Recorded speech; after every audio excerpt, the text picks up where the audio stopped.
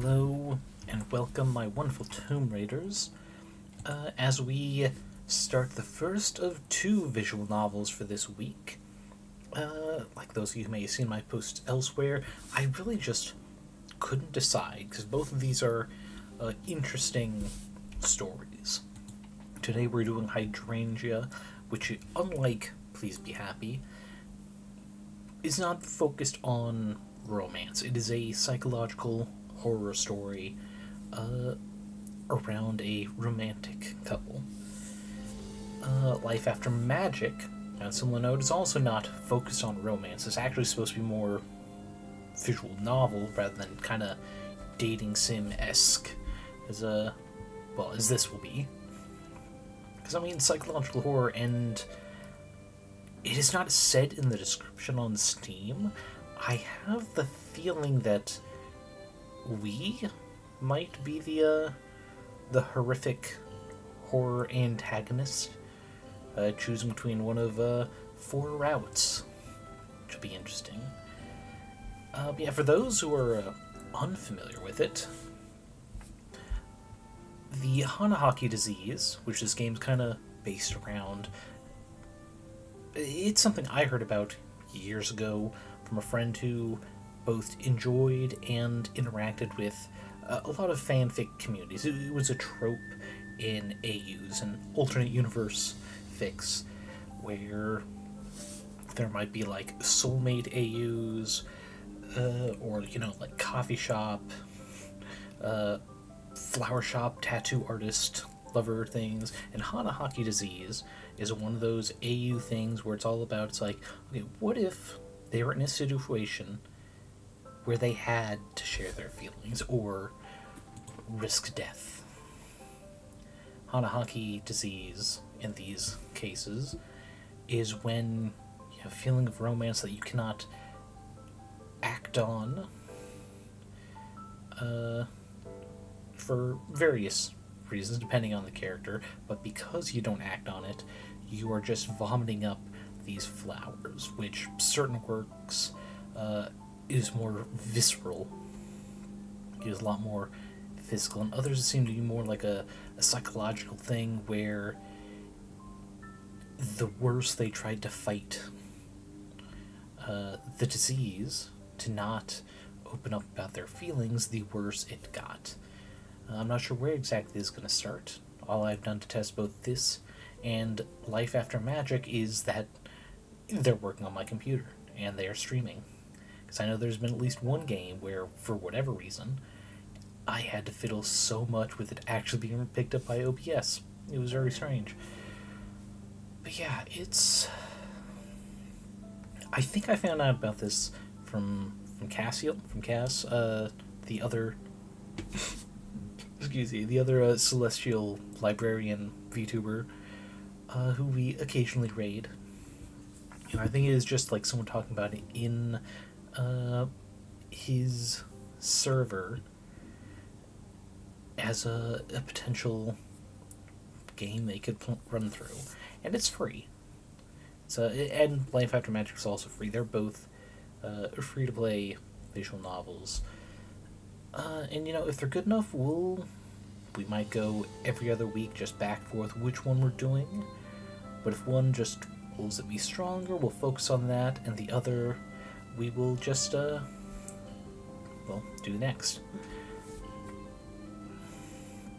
But yeah, let's see. Oh, right. For those who haven't seen, there is a content warning for this game. It is both at the beginning of booting it up, but I've also gone ahead and tossed it in the chat, pinned it at the top. Content warning is, of course, psychological horror, most specifically abuse, self-harm, suicide, and substance abuse. There's also some occasions of gaslighting, which personally I group that into abuse, but for some people they might count it as separate and even worse than the general physical or verbal abuse that gets slung around. Yeah, I guess with that warning out of the way, if anyone is still here, let's go ahead and begin. Oh, I will say that there because not everyone who makes games like this, visual novels, thinks about it, but there are accessibility features. We have turned on Open Dyslexic. I've also turned up the text size, both for my sake and viewers, because, I mean, my speech-to-text is not perfect. I'd hate for some of the nuance to be lost if we have the option to keep it. There's also self-voicing, but for whatever reason, when I turned it on, it says I'm missing a particular file. Might just be a issue on the developer's end, or it might be it's a file I have to provide, like maybe, because I mean, a TTS, there, you can, if you pay the right people, you can make your own, and maybe that's what it is, but whatever the case, it's not working, so I will have to voice act it the old-fashioned way. And yeah, that's it. Let's go ahead and start Hydrangea.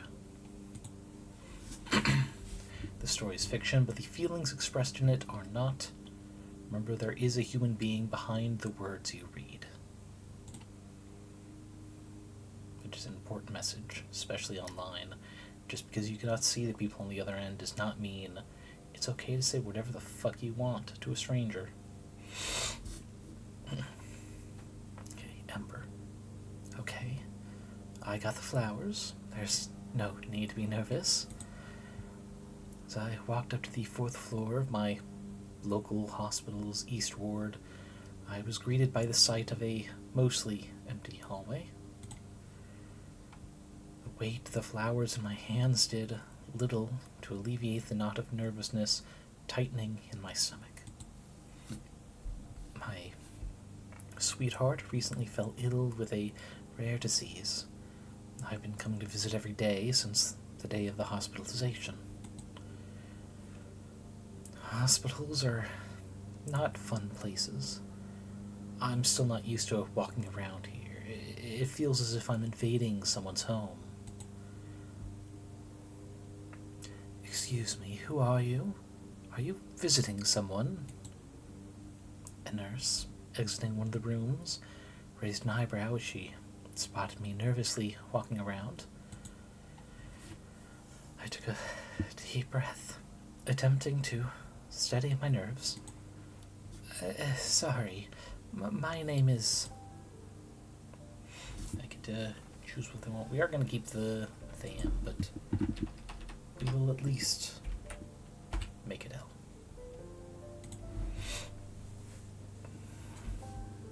We will go more feminine, especially because, man, it'd be so fun to have hair this long and enjoy some braids. But because I assume I will not get a chance to see myself, have it as, let's see, just so there's no confusion in my mind between pronouns of us and fictional sweetheart. Not being, like, literal flesh and blood people, I'm more likely to mess it up in my head. Alright,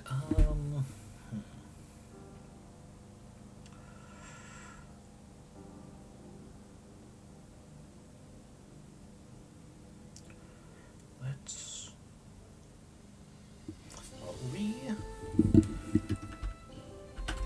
We're gonna go for May. And that is because one of the fics I've been rereading for fun is a pseudo isekai, because it's not like literal reincarnation. The person is just tricked for circumstances to think they're anyway. Pseudo reincarnation isekai for Pokemon region. And you know, May is one of the default names for the player character that I can remember, so I'll go with that. Oh, jeez, the music there. It's jarring. Oh, L. May is staying in room 402. Right over here. With a nod, she gestured towards the room, granting me permission to enter.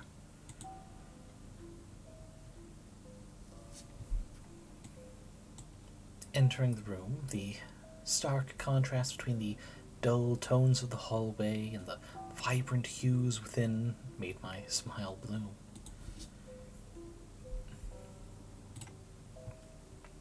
The early morning filtered through the curtains, casting a glow upon the surroundings. Thank you for coming to see me again. Okay. I wasn't aware that some of the characters can have voice lines, so I guess the self-voicing is, like, that setting is I can provide a file for my own lines in character to be spoken. Interesting. I haven't seen that before. I'll have to look into how I could do that, because that would be fun for off stream.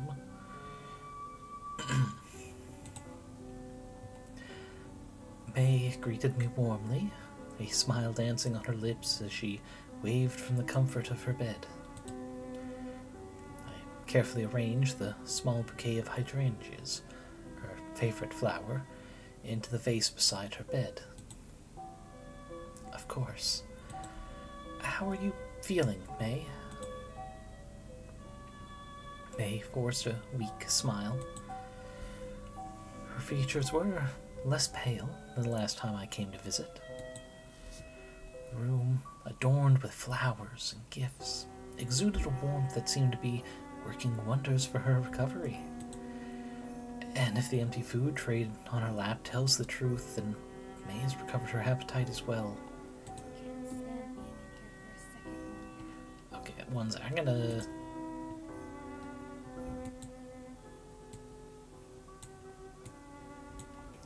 Let's see if that's better, because she's coming out a little quieter than I expected. May lamented with a hint of sadness, casting a disdainful glance at the thin sheets covering her body. Every day, it's the same thing. Tests and more tests. Experts that come to examine me like I'm some kind of exhibition at a zoo.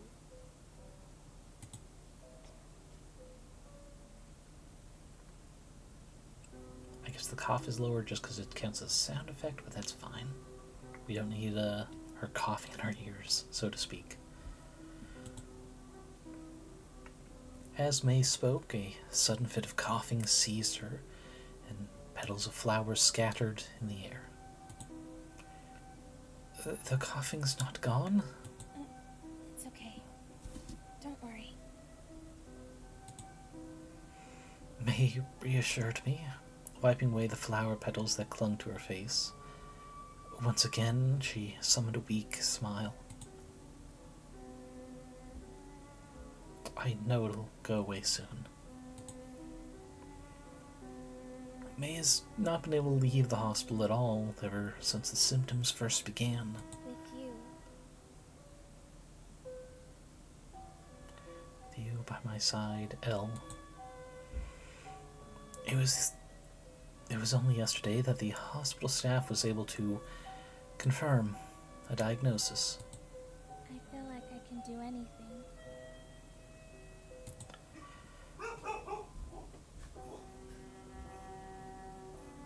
I guess another patient's getting a dog visitation. May. I must stay by your side no matter what. Through every exam and medication or procedure until she can leave the hospital and go back to a normal life. After all, Elle. You love me, don't you? Of course I do. I love you too. It is my fault that she's sick. Because I was foolish enough to doubt her. And now she's here, being poked and prodded, suffering through unimaginable pain. It's my fault. I'm sorry, May. I'm sorry. Please, don't be sad. But even though I'm an idiot, May accepts me and comforts me. May is the one who can't leave her bed. Yet here I am, holding back the tears threatening to spill down my cheeks. There. It'll be alright. May held my hand close to her chest. My hand patted it softly as she whispered reassurances. This is a charm my mom would do to me and my sibling when we were anxious.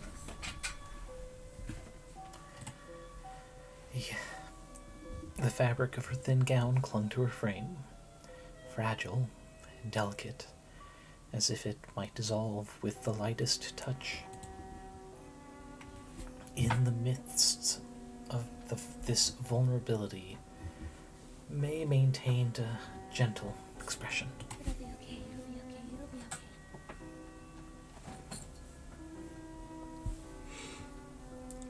I'm gonna be honest.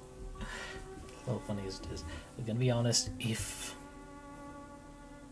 a parent I trusted tried to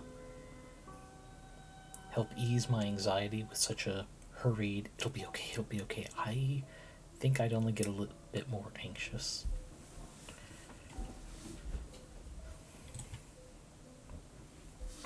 An endlessly kind and understanding person like her still gazes at me with such affection. She stroked my hand half a dozen times and then pressed her lips against my palm. There you go. All your anxieties are fading away. I took it all out. You feel lighter now, don't you? As soon as she said that, I find myself letting out a breath I didn't know I had been holding. The air feels clearer. See? The charm never fails. Just being with her is a blessing. The sun's setting. I have to leave, or the nurses will kick me out again. Elle?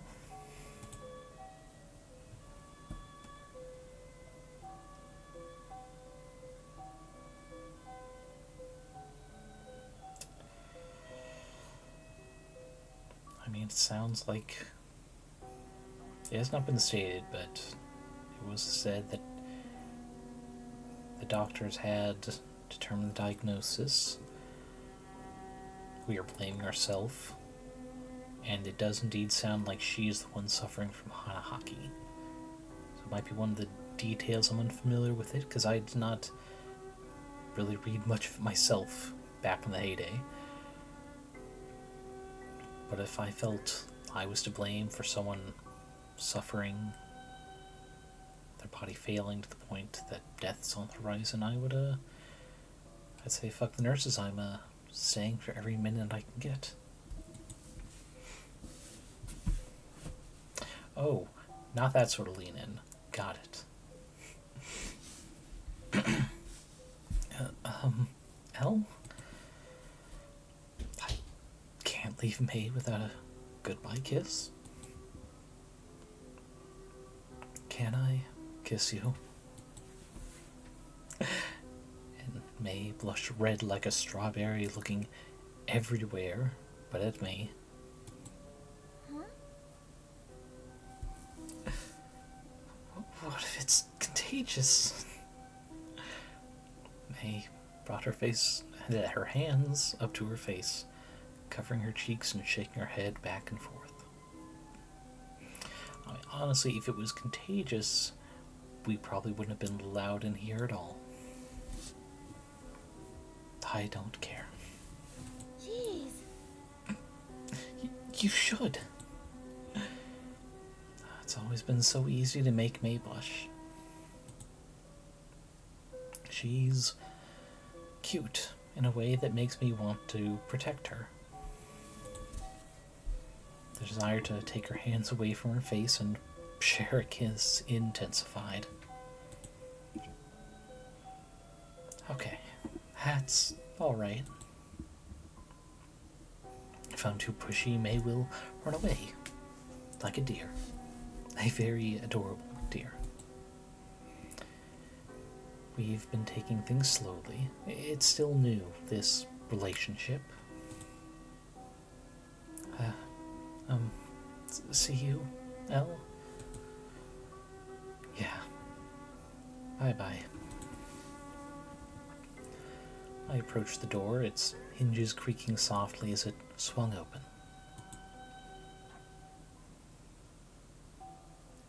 Turning back one last time, my gaze lingered on May, who offers a smile. She waves. Bye-bye. I'll be okay. The medicine is helping tons. Let me know what you learn in class and teach it to me when you come back. Okay? A nod of agreement passes between us, and I mouth an apology. Bye.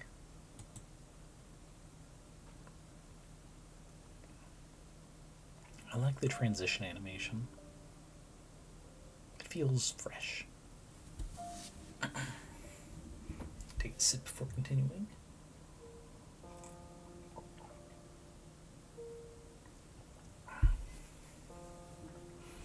Hey, did you hear about the patient at room 402 over in the East Wing? That's the one with the rare illness. That's it. Everyone at the attendings lounge is talking about it. Excuse me. I bumped past the noisy staff, blocked my way to the hospital's cafeteria. If there's one thing that I've learned these past days I've been going to and from this facility, is that there's no end to the gossip. A lot of what I overhear is from this very place. While waiting for their turn in line, doctors and nurses alike seem to be unable to keep to themselves. Doctor-patient confidentiality is dead in this building. Do you think it's the person who's been visited? I quickly plopped down a lackluster meal of mashed potatoes and an old hamburger onto my plate. Hospital food is completely tasteless.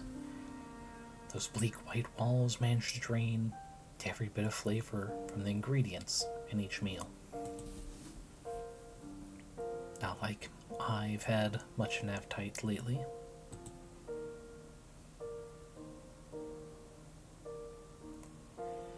To my shame, I didn't believe May's claim of the diagnosis at first. The very concept of such a bizarre illness existing outside the world of fiction sounds bizarre and even unscientific. Until I heard it from the several doctors looking after her with my own ears,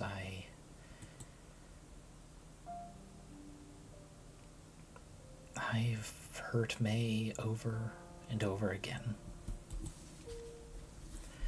That fact swims and swirls around my brain over and over in an endless loop that weighs down my shoulders and sends a searing pain through my chest. It's all my fault. I'm the one who did this to her. Hey, are you not eating that?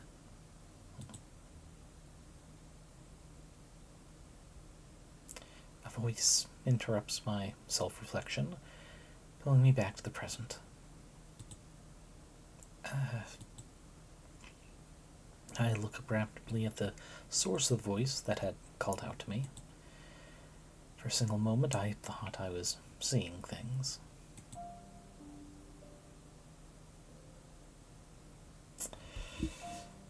Friend's name.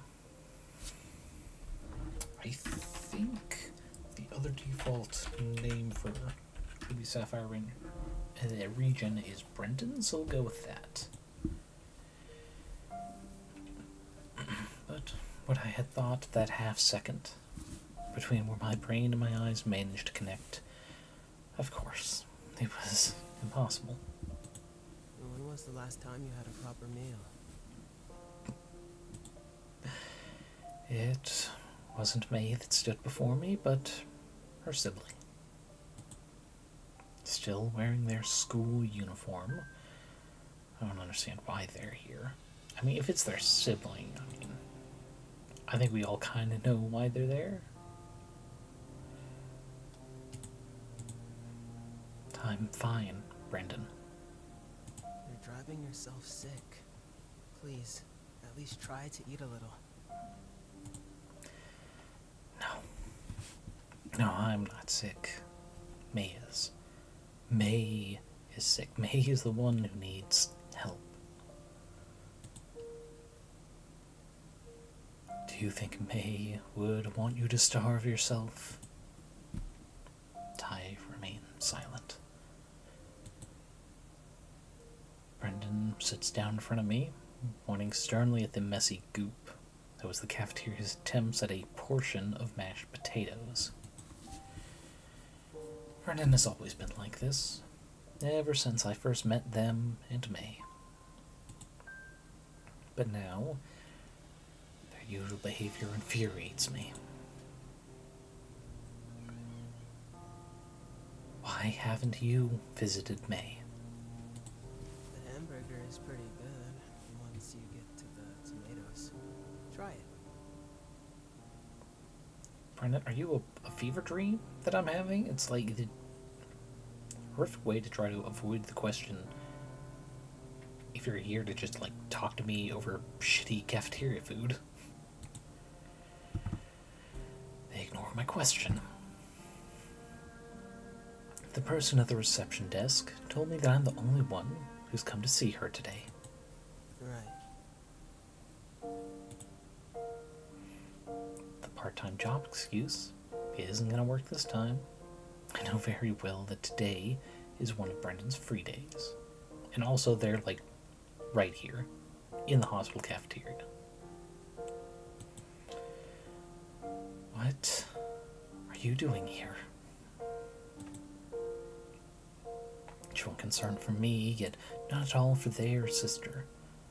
If it were my family, I wouldn't be leaving May's side for even a second. There's also their father, who hasn't been here either. It makes no sense. How much have you researched about the illness? I'm sorry, are you trying to avoid the question of your sister or not? It's like, pick one, stop bouncing between them. They asked, finally, meeting my eyes. Why do you ask? Do you even care at all? We were close, Brendan and I. It was thanks to them I was able to confess my feelings to May. And with their support, we began to go out. But now, looking at them, I feel that our relationship has become one lower than strangers. The days where I considered them my closest friend feel like another lifetime.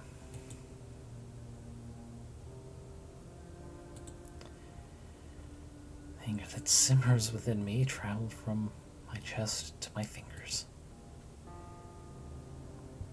Hell. Unable to control myself, I banged both my hands on the table. Brennan recoils. The impact sends some of my food spilling out onto the table. I grimace. It wasn't my intention to create a scene. I'm not speaking to you until you apologize to May. My voice shook. My hands clenched in fists. Longed to grab and shake Brendan's shoulders until they realized the gravity of the situation. I was indeed so guttural, so raw. I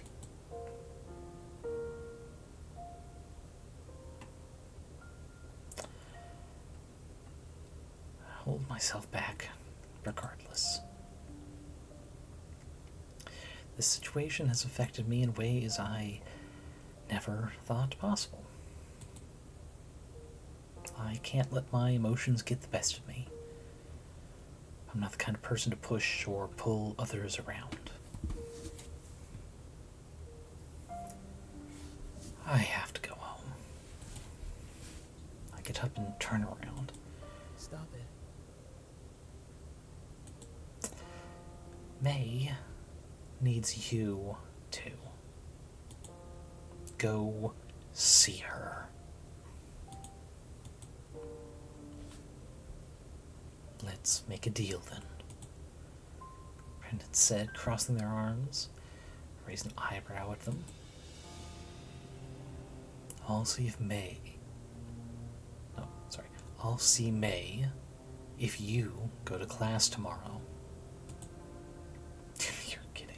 Listen, The teachers and our classmates are worried about you. You've skipped 3 days straight. You don't have to stay for class. Just go see them and explain what's going on with you. I couldn't believe my ears. You're only going to see your very sick family member if I go to school. Do you hear yourself? They're family.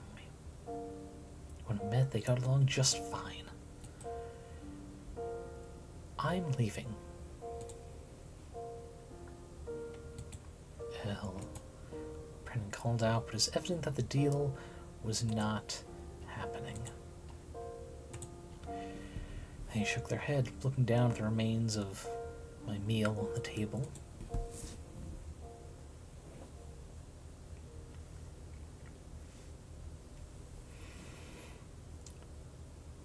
Brenton's gaze never left my back as I walked away. I ignore it. The building's exit was right nearby, and I make my way towards it.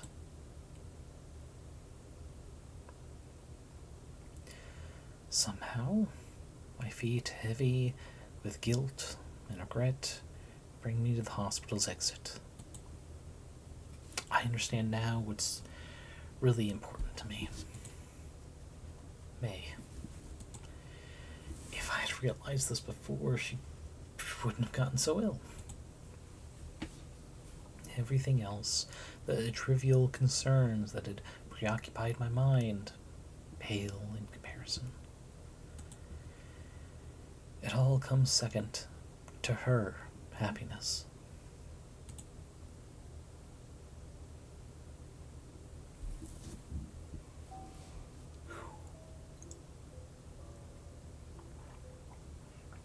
The following day arrived. A sense of urgency propels me to May's room as soon as the hospital's regulations permitted.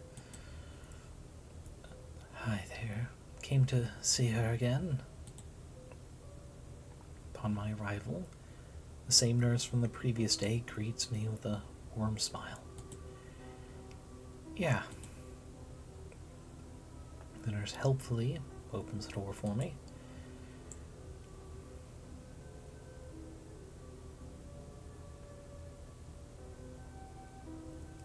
Come visit, won't come visit, come visit, won't. Today, May wasn't finishing a meal like last time. Instead, I spotted her plucking the petals off one of the many flowers she has been gifted. Hey, you really like your fortune-telling charms, huh? Venture into the room, breaking the cadence of May's ritual. Huh? Hell, don't spook me like that. Unbeknownst to her, I had already taken the liberty of arranging the new bouquet of hydrangeas in a vase. Sorry, I didn't want to interrupt you. May carefully set down the flower, shaking her head. Oh, I can't help it. It's the only thing that calms me down. Fortune-telling has always been May's chosen way of calming her nerves. She likes it a lot. You told me that they aren't always correct, though. Yes. On the day we started going out, my flower fortune telling had told me it wouldn't work out. Even if the result is bad, I'll feel calmer because I know what to prepare for. Yes. It's not the results I care about, it's more the relief it gives me. Which is something I get. I think I brought up 2 or 3 times on stream that if you can't choose between two things, like they both feel equally important or useful in your mind, flip a coin. If only to see which choice comes to mind first when you're awaiting the result. Coin flipping through the air. Not always perfect, but it's a way to figure out where your subconscious lies. The sincerity in her words resonated with me, prompting a soft chuckle. You were prepared for me to not like you back? Yeah. That very morning, I wrote down a script of how I would react so I wouldn't start crying right away. Cute. Brendan was so annoyed. They had to convince me to leave the script at home and be myself.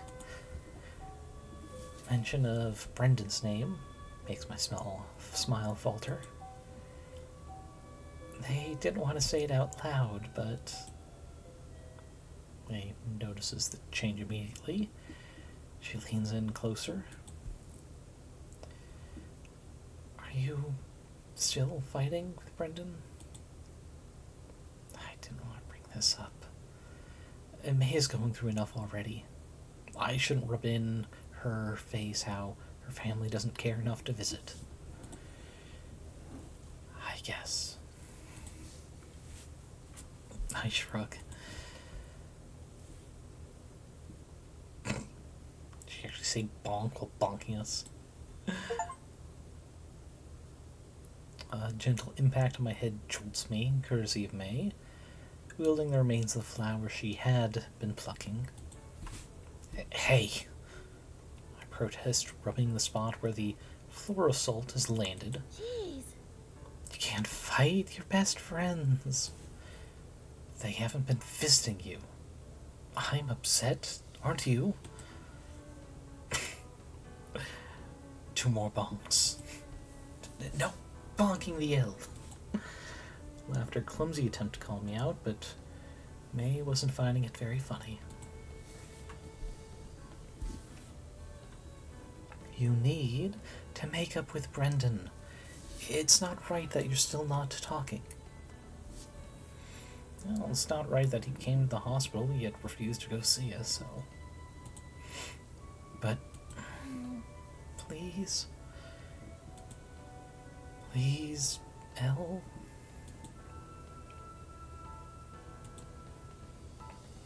Please... Okay, like, the title of the stream was meant to be a joke of, psychological horror. It's like, wait, this isn't Doki Doki Literature Club. I'm scared of when the shoe is gonna drop, to be honest. Let's go ahead and get a save just in case, but, like... Not seeing a whole lot of the psychological or the horror right now. And it is a little terrifying. But yeah, I'm gonna stick with the petty option. I don't want to speak to Brendan. I can't. I'm angry. I don't want to speak to... Bonk. Hey. Jeez. Don't be mad in my stead. I'm not angry, see? I mean, seeing it another way, from this main character's way, we're upset with a friend who won't do the simple thing of visiting their own flesh and blood sister. Why would we think that if the situations were reversed and that we were the ones in that hospital bed, that they would be coming to visit us? It's like, this is supposed to be someone who's on closer terms than us. Like, I can understand having beef with your sibling, but if it's bad enough that you won't even go visit them, even when your friend is saying, hey, I can't do it unless you keep on shit. No, no, no, no, no. It's no. That's not communicating the way friends should. If he is my best friend, he could have said something. Because we made our position well known. It's like, I just want you to be able to go visit your sister, because it hurts me that you were unwilling to do so. So unless the situation is going to be she was dead the whole time, and we were not actually at the cafeteria of the hospital, which is completely possible,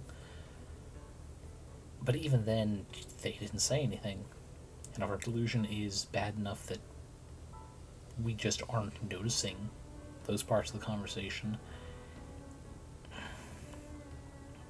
Well, it's very, very bad. That's because you're too pure and good to feel that kind of emotion. Please, Elle, at least talk with them a little bit. Please. We don't know what's going on in their head. And knowing my sibling, they're worried about things they shouldn't be thinking about. When I get out of here, I want things to be just like they were before. Well, they're gonna have to put some effort into it as well. Including the three of us hanging out and laughing together, like family. May, we were close. I considered them my best friend. That's the truth. Yesterday, I was so angry. That fact didn't move me at all. But now I understand. I should apologize. I wasn't nice to them at the cafeteria. Brendan, their father, must have their own circumstances. No. No. Again, unless our mind is not fully cognizant of reality in these early scenes, they were at the hospital. It's like they didn't have to say, it's like, look, I'll visit her if you go to school. They should have said, it's like, okay, I'll visit her. And after that, you're going to start coming back to school. It's like, that makes it like, okay, I'm willing to meet you here. I would prove I'm willing to meet you here by doing what you ask of first. And then, main character not going to school, then makes it that we're the one breaking the deal. We're in a fragile place too, obviously. Trying to make it's like, I won't go until you go to... It's like, you're already here, bro. We're like 5 minutes away from you doing your side of the deal. You don't make it sound like we have to go do something first. If I get an option for rudeness again, I'm probably going to do it this time. I'm glad you agree. It's thanks to May that I can see that now. She's my angel. I can't believe I ever thought otherwise. Do you love me, Elle? Of course. Of course I do. Yes. I love you too. So much. This ritual that we do of confirming the love we hold for each other, I believe it is helping May's symptoms, steadily getting better with each visit. I can see it from her complexion. The color is returning to her cheeks day by day. That is why I have to keep going. Even if I miss out on some sleep, or homework, or class, that's not important. Little by little, I'll build back the trust I took away from you. One thing I'm not liking so far is how much of the outside conversation, the scenic descriptions, all seem to be past tense. And I'm hoping that's like an intentional thing that's going to pay off later and not just, I don't know, a translation error or a writing quirk. Because it feels weird being in this moment of voicing this story, but having like all the like actions and descriptions being past tense like it's a memory. It's especially because if it's not a memory, then that means there's no payoff for the grammatical strangeness, you know? No, I'm taking another sip before we continue.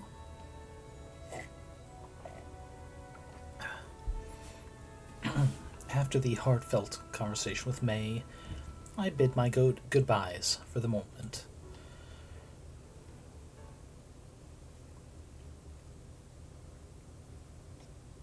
Ooh. That's blood and not flowers this time. Oof. Why? I'm assuming that's our character didn't see that. Ooh. Hey, are you not eating that? This time, I didn't bother to head to the cafeteria. Instead, I find myself following a particularly rowdy group of patients up the emergency stairs to the rooftop. I had no idea this place was accessible at all, or that patients were allowed here. Although decorated with plants and seating furniture, tall barriers all over the edges of the rooftop spoke a story. I chose not to ponder too much on it. Patients hidden here were, of course, looking for a place to smoke. I see nothing but smokers up here, patients in hospital gowns, and what I assume are their visiting families. And maybe it's just because I've been to particular hospitals, but like hospital gowns usually are just open in the back. And again, this might just be my experience, usually just like a quick tie thing, so it splits open at the back, but they're just knotted closed, not like a zipper or a button, so it's easier to remove if someone is, say, unconscious and you need to do something like defibrillate or an emergency tracheotomy, I think it's called, for like getting into the neck or what have you. So, it just the mental image of one of them just like sitting their ass up against this grate with nothing but their underwear between the skin. It just feels weird. Still, I already preferred this place to the cafeteria. No gossiping staff. I can handle the stench. Among the smokers, I spot...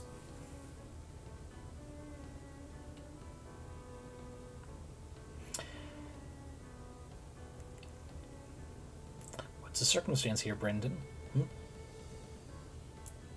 We're just both hanging out at the hospital your sister's at, and you still refusing to be there. May's twin caught red-handed with a lighter on their hands. I approached them with a questioning glance. Really? With your uniform on? I knew they smoked. It was a badly kept secret. Their response came with a nonchalant shrug. Listen. We're graduating at the end of the year. It's fine. But smoking in public with our uniform on is just asking for trouble. I need to say something. May, by the way, convinced me to make up with you. Brendan's eyes widen in surprise, and a flicker of sadness appears in their face. Oh? May did. It wasn't something you thought of yourself. Your reaction is not what I expected. Do you not want to make up with me? No, I don't want to fight with you. I'd like everything to go back to normal. That's what May wants too. Something went on between them, and they're not speaking, but they're twins. Brendan scoffs, diverting their gaze away from me and fixating it upon the sky. Despite his sister's severe health issues, Brendan maintains an outward calmness, devoid of any overt anger or profound distress. I've never seen them raise their voice or cry. They are the complete opposite to the sensitive May in that way. May, who has trouble studying and tearfully asks for help before tests. She's too cute for anyone to get mad at, though. I can send you my notes from class. You've missed a lot. Thanks. I'm sorry, we're already made up? Just by stating intention to do so, or... Like, is there going to be an apology from either of us? Sorry. This might again be difference in life experiences where I'm very aware there's been no apology. It's just like, hey, it has been suggested we should get back on good terms. And we're just accepting that we're on good terms again without any reason for it other than desire. It's like we had beef. We both had expectations of what we wanted someone else to do because we were upset that they weren't. This starts feeling a little weird. I'm worried. I'm serious, Elle. You're not going to do well on our finals if you don't get it together. Listen. You shouldn't let go of everything else in your life to take care of May.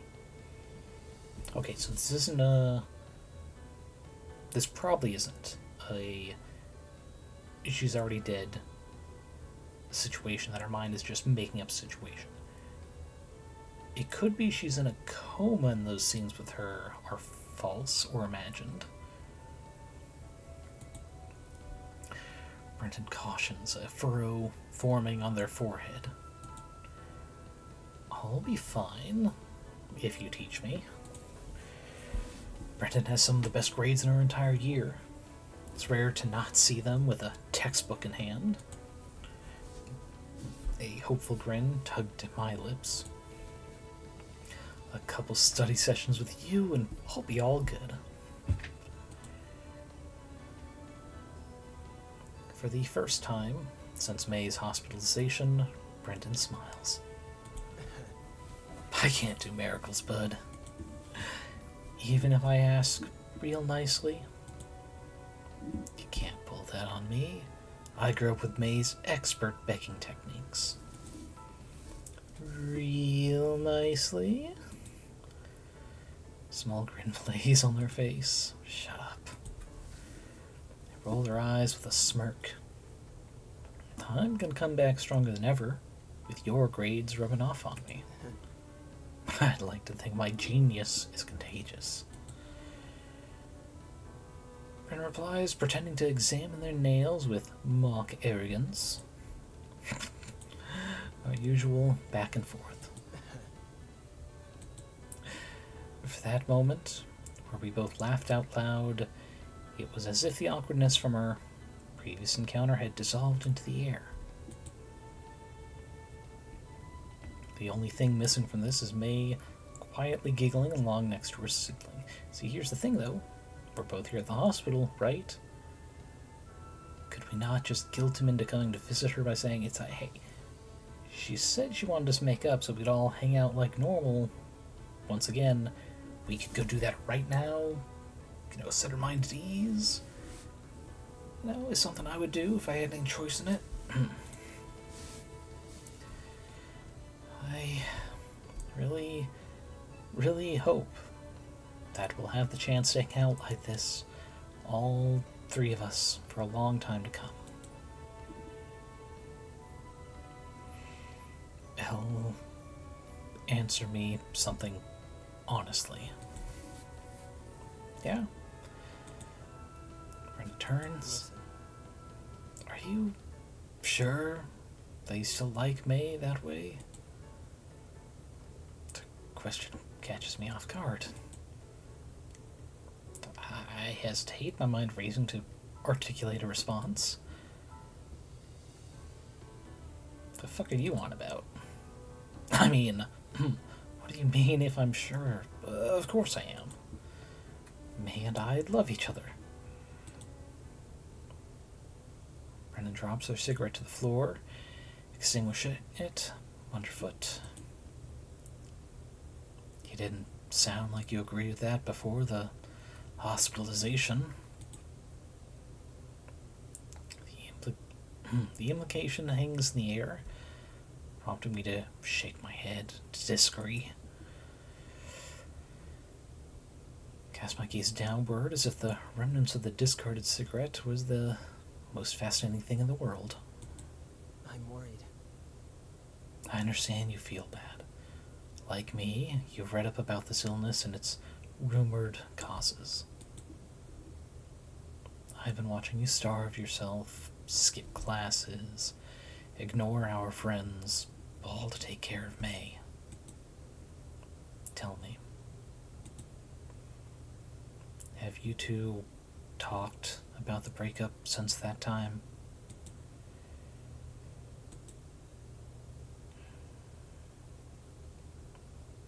Hush silence falls over me. L. Brendan utters my name with a gentle yet firm tone. I haven't. I confess, my voice barely above a whisper. You should. Talk to me about it. Get your feelings about that sorted out. Don't let it linger for too long. Your well-being matters too. I don't think that's a good idea. May will get upset again, and it might worsen her symptoms. Conflicting emotions tugging at me. On one hand, the concern for May's well-being is paramount. On the other, the undeniable truth was that Brendan cared deeply for May and wanted the best for her, yet won't even go fucking visit her. It's like, even if he's concerned that, like, I'm faking it just not upset her, it's like, that's no excuse not to go visit her yourself, you know?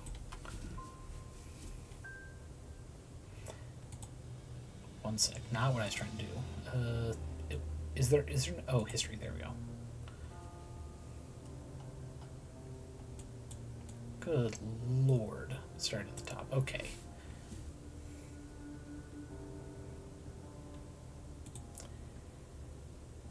I don't understand the question we're trying to answer. Is this about whether or not we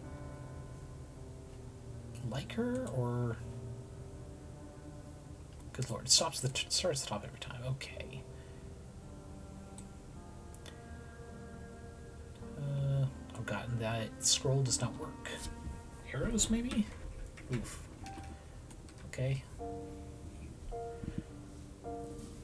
And, we talked.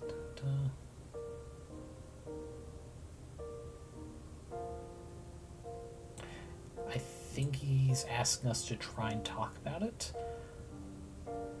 Sure, buddy. This is what it takes for you to fucking come try talking with her again, too. I'll try. I respond tentatively, because frankly, I wish I'd never attempted to break up with May at all. It was a mistake. If it were up to me, I'd rather pretend it never happened. But Brendan has a point.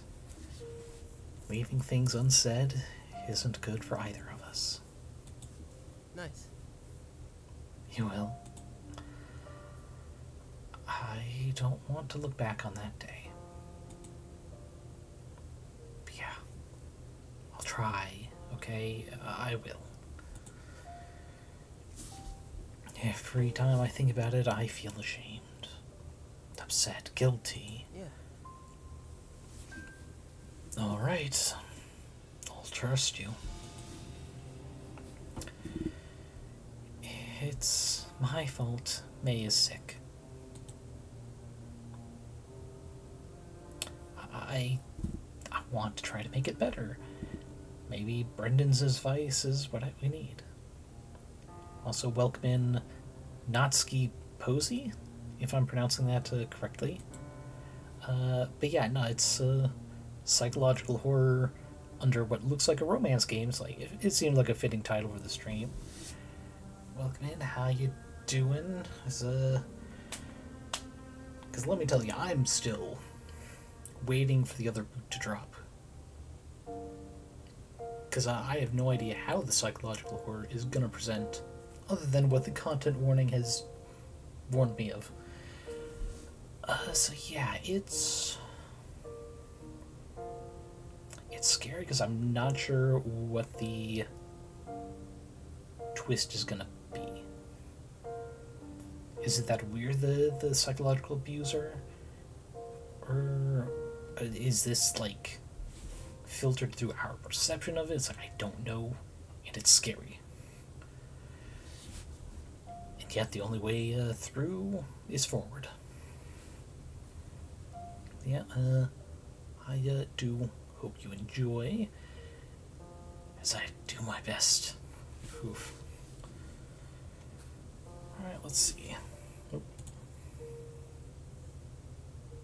And if you weren't here earlier, I do like this transition effect. All the little, like, scratchy things, or maybe they're like paintbrush scribblings. It's like, who's to say? Brendan and I spent a quiet time together till we go our separate ways.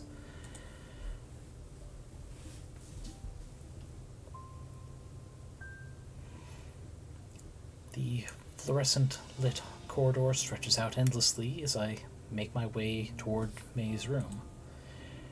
The usual hustle and bustle of the hospital hushes to a mere whisper, leaving only the rhythmic beat of my own heart in my ears. As I arrive at the door marked with May's room number, I hesitate, my hand covering over the handle.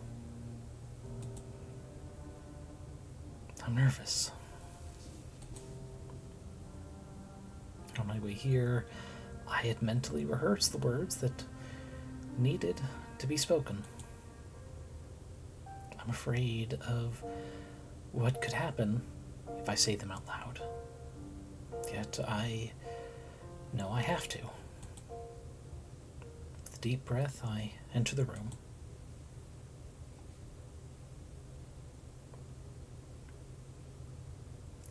As I push open the door, a warm smile greets me. Hell, you're back. Knot of worry tightens in my stomach.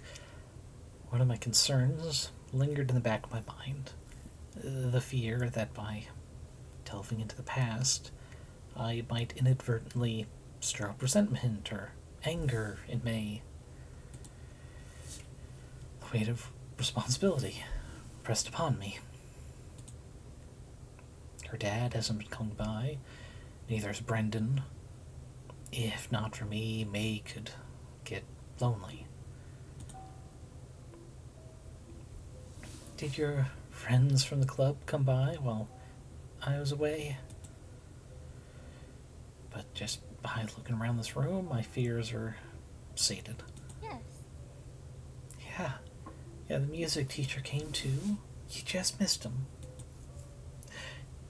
Get well soon balloons, the presents, and the letters I helped put up on the walls.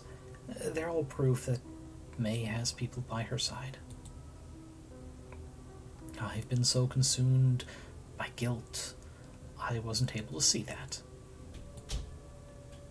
May is very loved by many people. How's the club doing without you?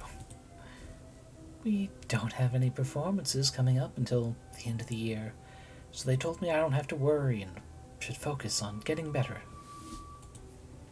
May reassures me, her eyes glancing over a stack of letters that have accumulated during her absence.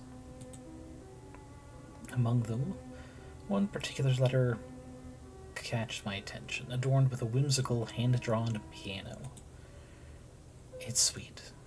From what May has told me, the orchestra club is tight-knit. Soon be thinking the same as me, May smiles warmly. At the contest we went to last year, I was shocked at how competitive the other schools' clubs were. The club members bickered and argued with each other a lot, too. Our club is totally different. Everyone's really nice and chill. Their visits and gifts are proof of that. Oh. That's new. Okay, just time passing. May and I chatted and laughed for some time. Seeing her so chipper and healthy looking, my remaining fears about the conversation we needed to have disappeared quickly. I have to do this. May I wanted to talk to you about something. Huh? Yeah. What is it, Hill? Exhale a nervous breath. I don't know what May's reaction to what I'm about to say will be. But you can tell me anything, Elle. We have to talk about it. We can't pretend it never happened. I've been thinking that we should talk about what happened that day. I look into May's eyes, hoping to find a hint of understanding. What? Which day? When we were alone back at our classroom. When we talked about breaking up. The atmosphere in the room shifts. A moment of silence that lingers. And then... Ooh.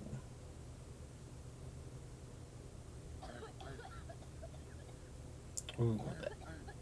That's a juicy cough. Ooh.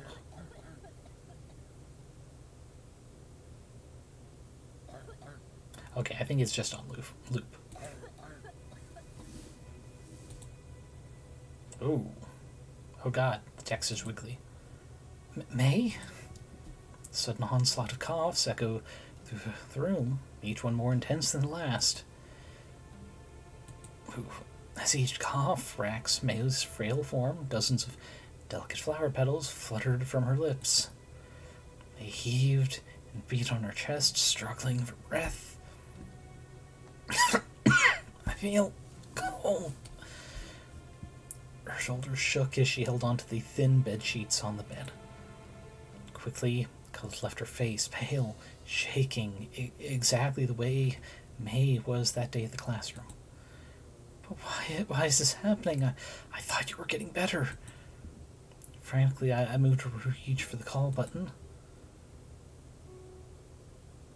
Ooh. You know why. Blood on her lip, dripping down. Okay. So the boot is starting to drop, I am noticing. You were making me like this. He grabbed my shoulder forcefully, pulled me back to the bed. Staring straight into my eyes, she heaved. People die of this sickness. Last year, about a dozen dropped dead, stuck to tubes and machines in an empty hospital room. Close to her like this, the flower petals stuck to her mouth and chin were as clear today. Purple hydrangeas, Exactly like the ones I gave to her earlier today. And the previous day. And the previous. Because the ones they loved abandoned them. Because the ones they loved didn't care enough to love them back.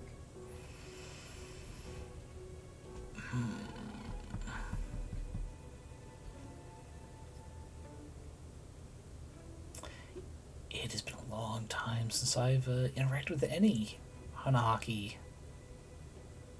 media, so I don't know if this is the gaslighting or something else is. That's not true. I care about you. I care about you more than... The ones they loved had evil, harmful thoughts like that. And breaking up? Why would you break up with me now? Do you want me to? I didn't say anything about that. That's not what I meant. May sobs. You did! You did! You did! You said you wanted to break up again! I thought back to what I had said moments ago. No, that's not what all I did was ask her how she felt about what happened. You don't love me. May's tears break my heart. I shouldn't have brought up the subject at all. I love you. I love you. Please don't cry. I want to call it the fact that she misunderstood me, but her tears and the thought that I don't love her back made me... Liar! Liar! Liar! You said you want to leave me!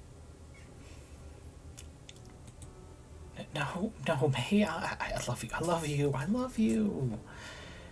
If May doesn't believe our love is mutual, or her condition gets worse, will she end up like those other people who had this? Will she?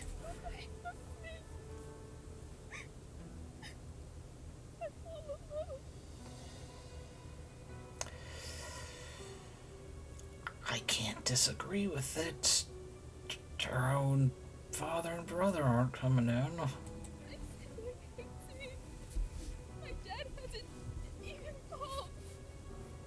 And all my friends are liars. The liars, but they gave you all those presents. The letters. May's tear-streaked face turns towards me. They're lying. They don't even like me. Even before I got here, they said it. They said it. They don't even understand me at all. Not like you do. You're the only one who gets me. Oh, I see. The sound of May's anguish filled the room, a heartbreaking wail that cuts through the air.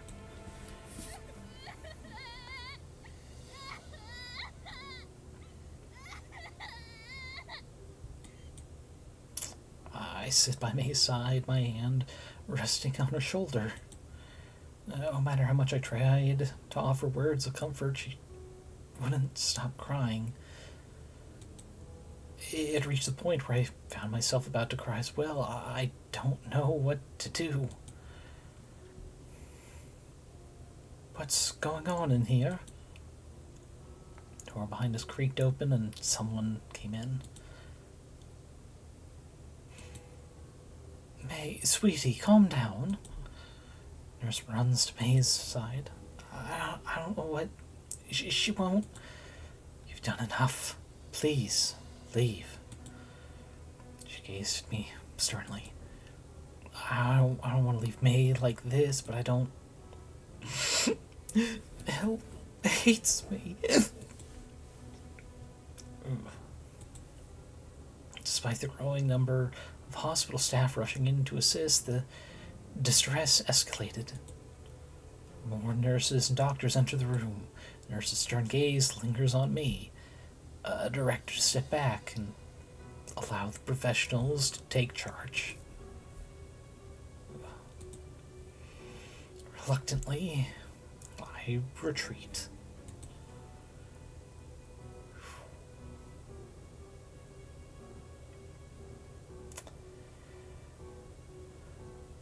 Okay, so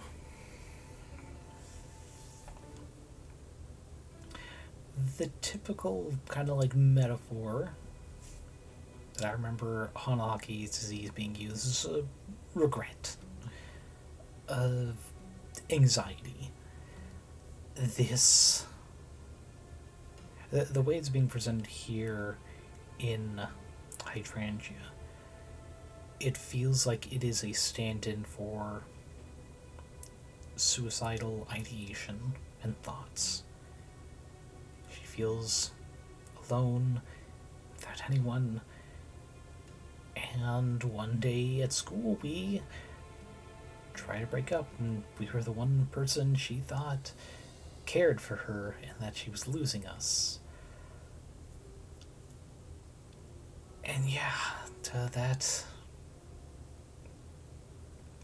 really not great for a person who only has one that they can trust. So, let's see, and I don't think I put that in. Okay, no, yeah, suicide is in content warning. Okay. Yeah, Brendan's advice was terrible. What I had been doing was perfect. May was getting better. We're better off looking after and listening to each other without anyone getting in between us. I was wrong. I'm the only one May has.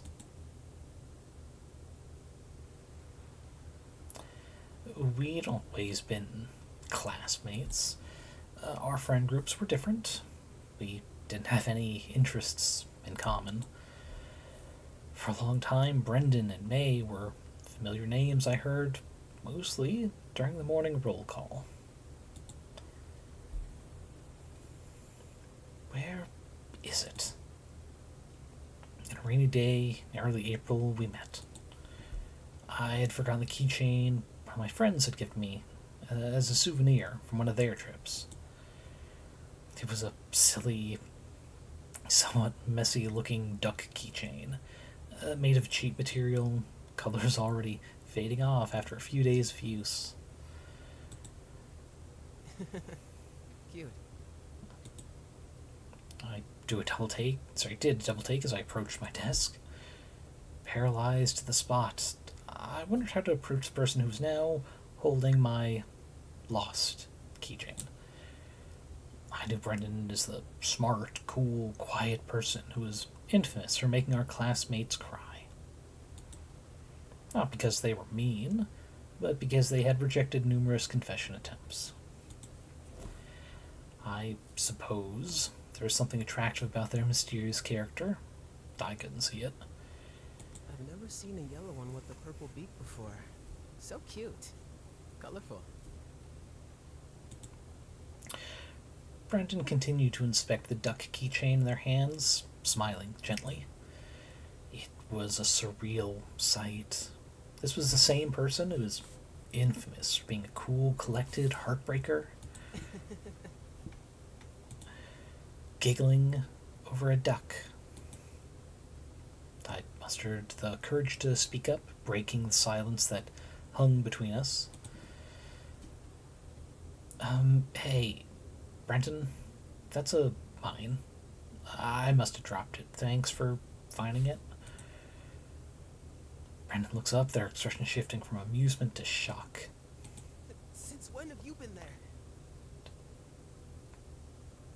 My dude, it's a keychain. Why are you zoning out that bad? Since the, giggling?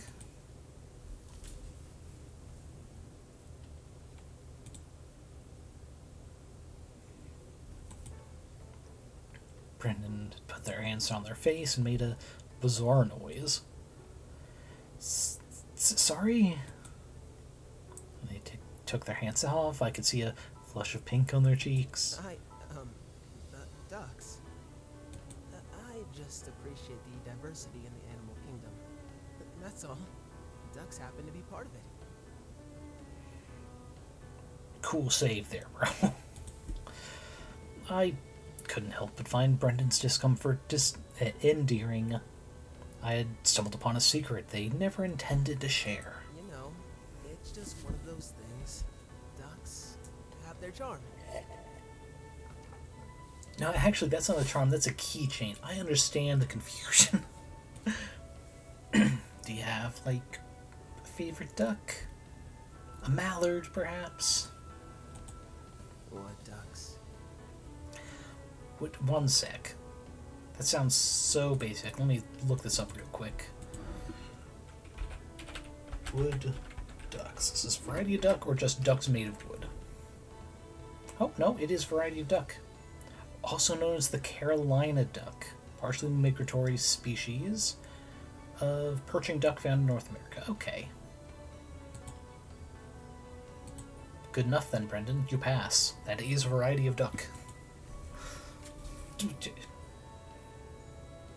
Brendan, we have to get going. That's when May appeared, and then they suddenly swapped spots. Another duck keychain? Don't you have like 24 at home? May, shut up. Dozens. That's quite the collection you've got going. Shut up. You made a duck friend, Brennan? Stop it. You said too much.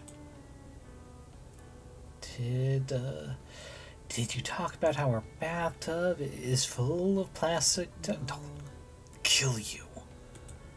Classic sibling energy. As they delved deeper into their banter, it became clear that Brendan was indeed a closet duck enthusiast, despite their attempts to downplay it.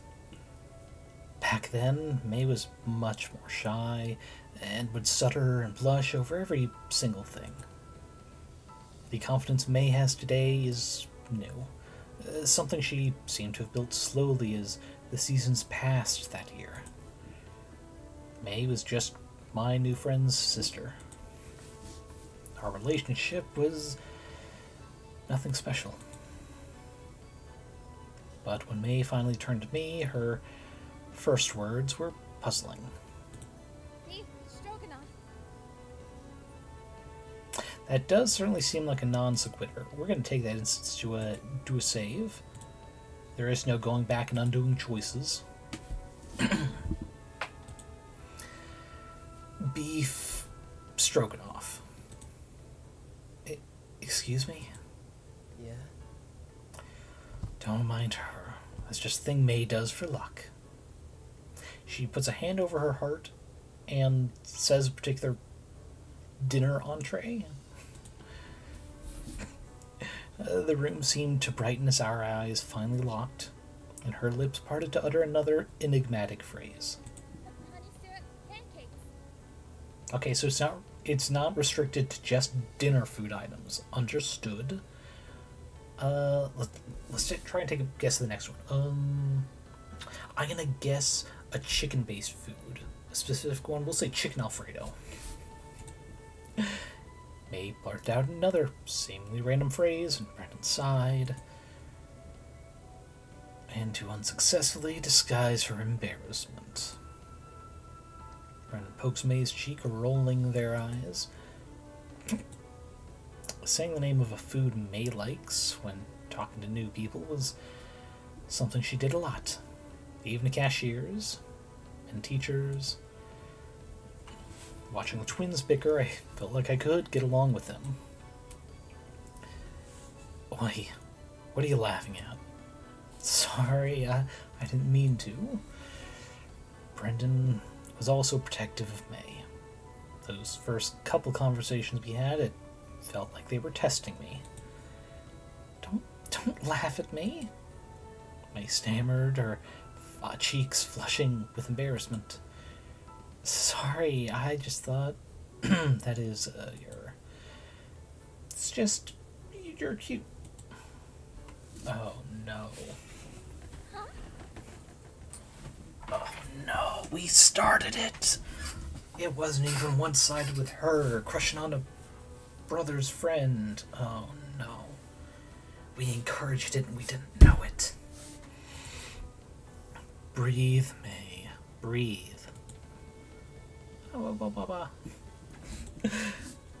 According to Brendan, May fell for me that day.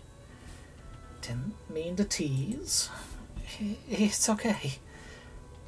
I don't know what she saw in me during that interaction.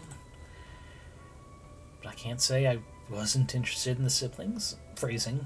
From that day on, Brendan and I began to talk a lot. Mostly about their beloved ducks. Actually, no, I gotta point something out that feels a little strange. And I don't know if it was intentional or just the way they were doing this. What's going on here? Because, like, perspective-wise, like, well, things are very different. This is skewed the wrong way. Is this, like, hint at the psychological bullshit that's happening for the story? Or is that just supposed to unsettle us? And, like, what's this specifically? I don't... It's making me uncomfortable, and I'm not sure if it's meant to or not. Anyway. Soon, May started to join our little circle too. Turned the duo into a trio. The Three Musketeers. I think it all started with a cheap knockoff keychain.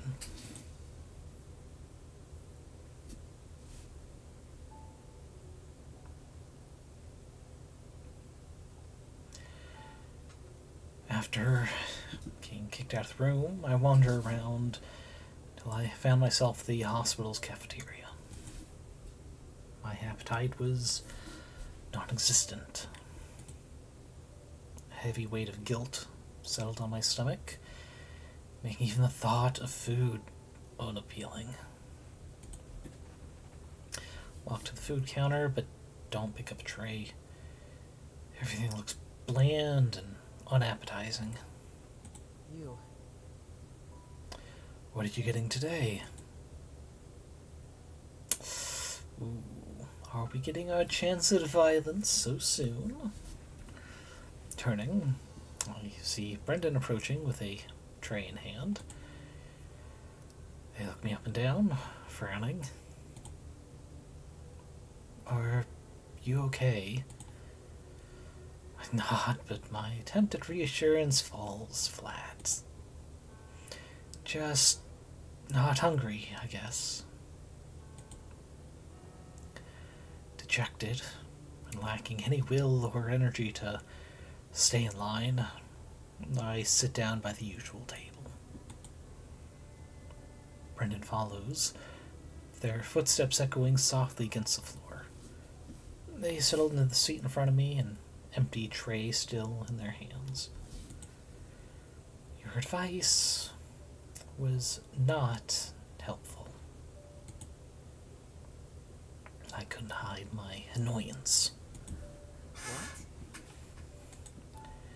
Doing what Brendan suggested before was the biggest mistake I could have made.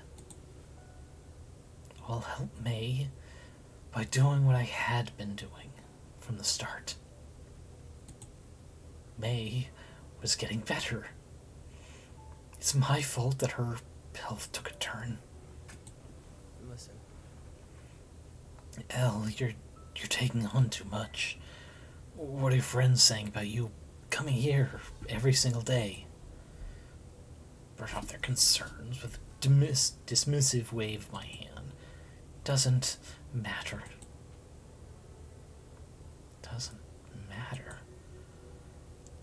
My response triggered a reaction of Brendan, their eyebrows knitting together. No one else needs to be involved. May and I are fine by ourselves. I insist, my voice hollow with resignation. I'm tired. I haven't slept a wink. Forget it.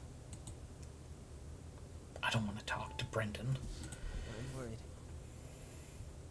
Elle, you haven't been coming to class. You're not responding to any of our friends' texts. And you refuse to speak to me. Brendan's eyes search mine for any glimmer of understanding. Don't you see how you're isolating yourself? Please, tell me what happened yesterday. I sigh. Brendan will not let this go until I tell them everything. That's the kind of person they are. Reluctantly, I relent. Fine. I explained to them what happened yesterday. Brendan listens intently, nodding and humming along as I told them every single thing May and I said to each other. It's easy for me to remember exactly how it went. Last night I kept reliving that moment over and over again, trying to understand where was it that I went wrong. After I finish, Brendan looks up at me. Without uttering a single word, they shake their head and sigh. Oh? May was accusing you of trying to break up with her again. And I grimace. The first time I tried to do that, I actually went to Brendan for help. They helped me come to a decision. But this time, you never said you wanted to break up. No. Yeah? She didn't even let you get a word in, right? That's exactly it. Wouldn't have happened if I kept my mouth shut. If I just left things the way they were, May wouldn't have started coughing like that again. It all started when I had the bright idea of talking about our relationship that day. Everything was fine. Then, again, yesterday, I tried to do the same. Everything was great. It was great. But because of me, she's sick. Again.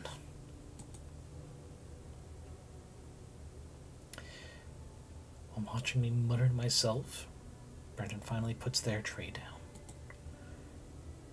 Placing their hands firmly on the table, bring my attention back to them. Listen. Speaking as a third party, it sounds like May might have manipulated you back there. Caught off guard, I blink. Once, twice.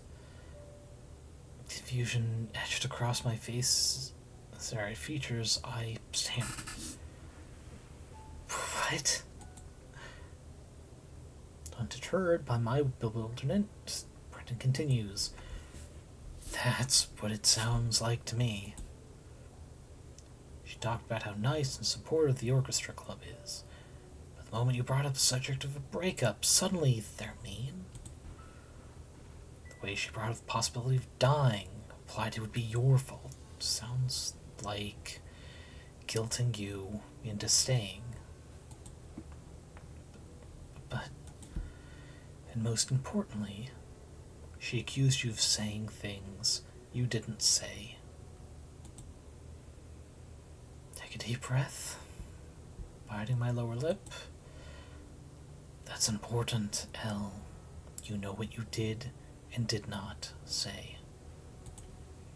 Think about it.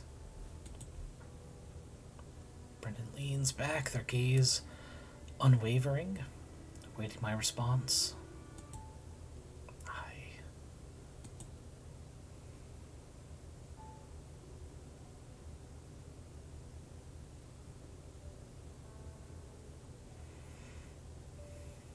I mean, there's one thing we could be asking in this moment, but we're not.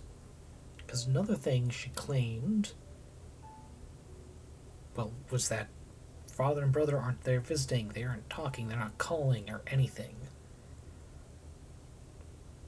It sounds like if this guy is actually a supportive friend, and we say, "You're right, I really didn't imply I wanted to break up," then he should fucking come with us so we can talk to her about it. Because she is just trying to manipulate me.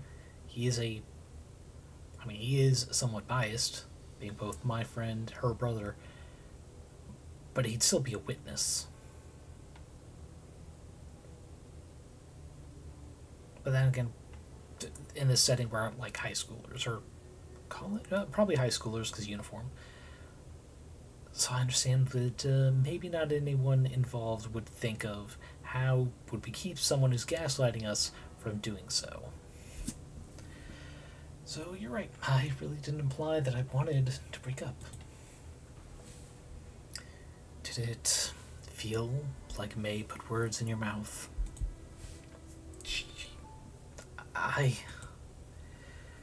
Brendan moved their hands away from the table, and for a second, I thought they were going to lean in to touch me.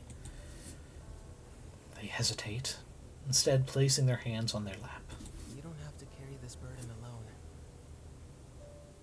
No? Is he emotionally intelligent enough to say, "Hey, I'll come help support you," or... Friendship means being there for each other, especially in the tough times.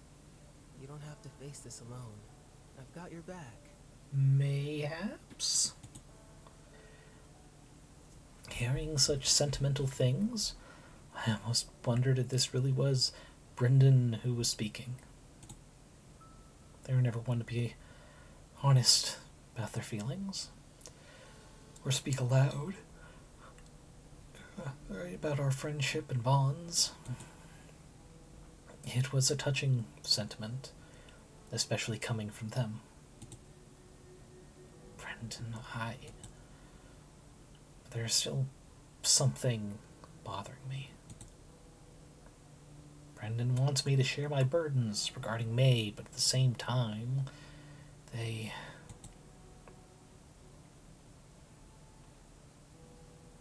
No, if they're friends, and they're trying to support us for doing this, they should be able to be honest with us as well. So I know it's upsetting, but I need to know why they don't want to see May. Brendan, can I ask why you don't want to see May?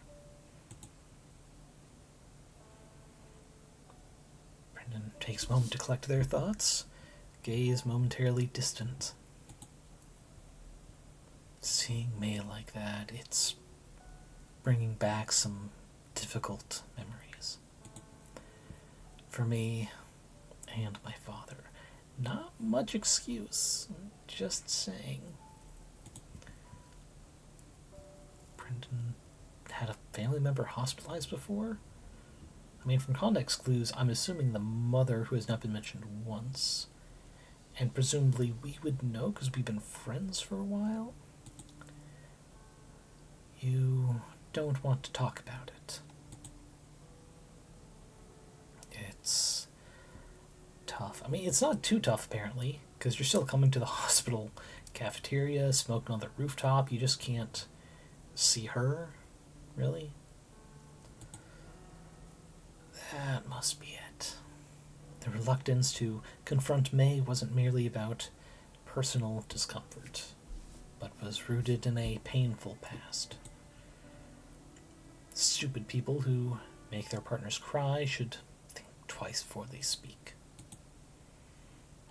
Brendan will tell me when they want to, not a second earlier. I have to see May. Brendan tilts their head.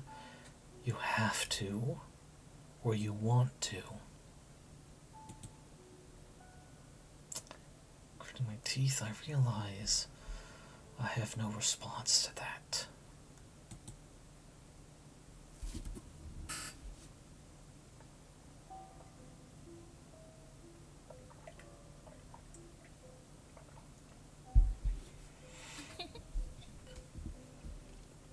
Hell, you came.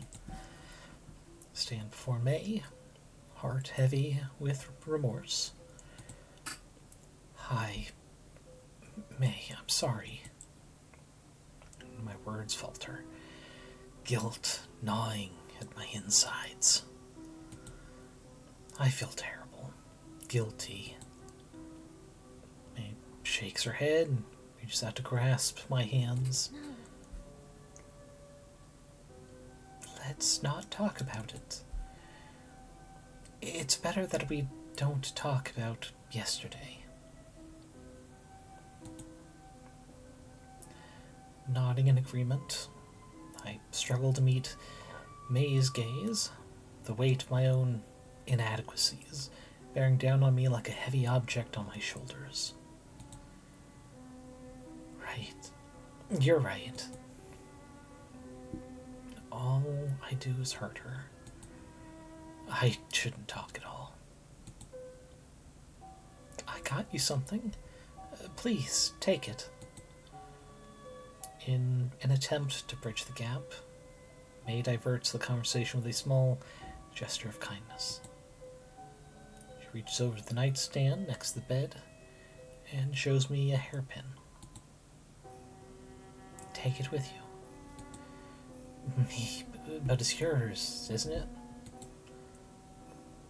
And isn't it a gift from one of our clubmates, too? It's a thank you for always coming to see me. Plus, what's mine is yours, and what's yours is mine. But May, take it. With a hesitant nod, I accept the offering, fingers trembling as I reach out to take it, the hairpin May offers. Oh, and this, too. Delving beneath the bedsheets, May retrieves some lined paper and hands it to me. What's this? I did some fortune telling this morning, and the flowers told me some really important things. They told me I should write down my feelings and let you read them. It's a gift. Please read it after you leave. So I can't interact with it. Oh. I can. Well, it says don't read until after I leave, so I won't read that in depth at the moment. Can't I read it now? No. It's embarrassing. You can't. I'm reading it. Jeez. No. Cute. Oh, she's so cute. Brenton was overreacting after all. May isn't that kind of person. She's too innocent and cute. And it's okay. After what I did to her, I got what I deserve. Okay, I'll read it when I get home. I'm just gonna click that again in case it's a different thing. Nope. Same name file. Gotcha. Promise? I squeeze May's hands and smile. Promise. May giggles quietly, her gaze dropping shyly to the floor. A soft smile playing at the corners of her lips. A few seconds of comfortable silence goes by. I'd be fine staying here with May for a long time, just enjoying her company. I'm happy May doesn't want to talk about yesterday. It's better this way. Perhaps some things are better left unspoken. Don't like that her face goes to that when she's letting out another giggle. You know, I don't need anyone else but you. That's not true. I mean, no man is an island, but also, just because it takes two to tango doesn't mean you can make do with just two. May moved her hand from mine, instead placing it on my cheek. I recoil instinctively, but immediately apologize and moved to accept the touch. The more I think about it, the more I understand. You and I are meant to be. We're fated soulmates. Not the situation to be talking about soulmates. Another giggle escapes her lips, and May tilts her head, stroking my cheek up and down. That's why I can't stop thinking about you. You're everything I think about. Ooh, don't like the change in music. I want to spend every waking moment next to you. And, hurry up and get better so you can leave the hospital? Her other hand reaches to touch my shoulder. I dream of you. Ooh, she's definitely getting very dangerously clingy. Every night, I see her face. And it's the only thing that makes my dreams worth having. Oh boy. Her hand, cold as ice, reaches out to touch my shoulder, sending a shiver down my spine. May. Her hands are freezing. Colder than they should be. As I thought, yesterday was terrible on her health. The symptoms are returning. I can't bear to be away from you for even a moment. It feels like an eternity.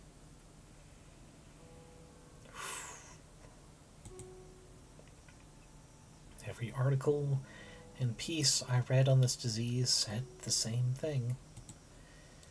I must reciprocate her feelings. It's the only way for her to get better.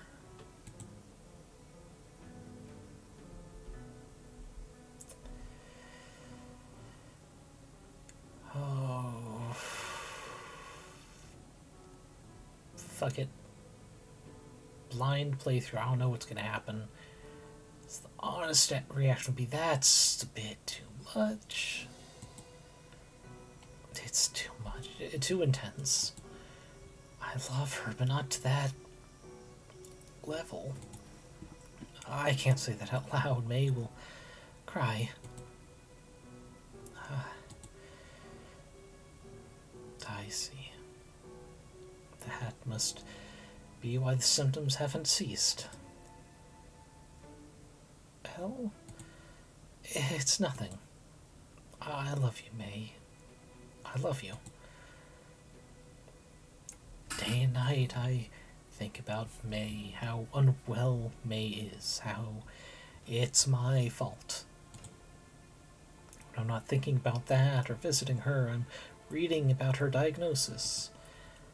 I have to love May just like she loves me.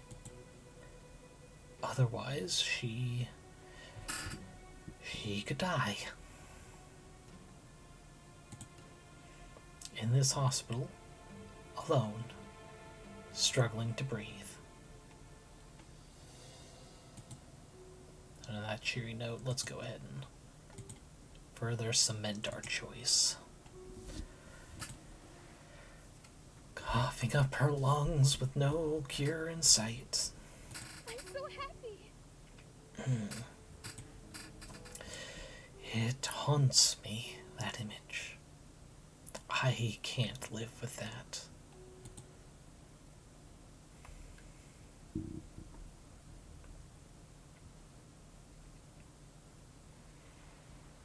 I observe as May took her hands away from me to adjust the arrangement of the hydrangea bouquet, fingers tracing the delicate petals. I love your presence, too. Sadly, it was getting late, and it started to rain, too. I had to go lest the nurses come to kick me out again. Visiting hours are almost over. There was a fleeting moment of hesitation before May nods, accepting the reality of the situation. Okay, I'll see you tomorrow. You'll come tomorrow, right? And every day? Until I get all better? Of course. If you don't come, I'll... No, don't get sicker, please. I'll come. I'll absolutely come, okay? Don't be sad. May only has me. Okay. I believe you. May leaned her head on my shoulder, a content sigh escaping her lips. Then she looks up at me, her eyes glittering. Try not to mess up this time, sweetie.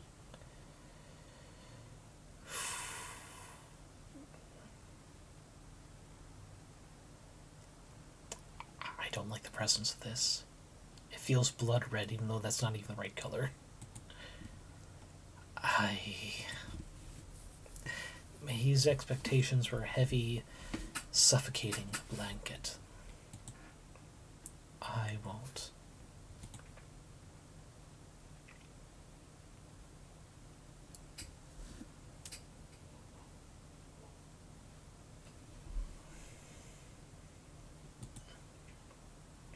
Visiting hours are over.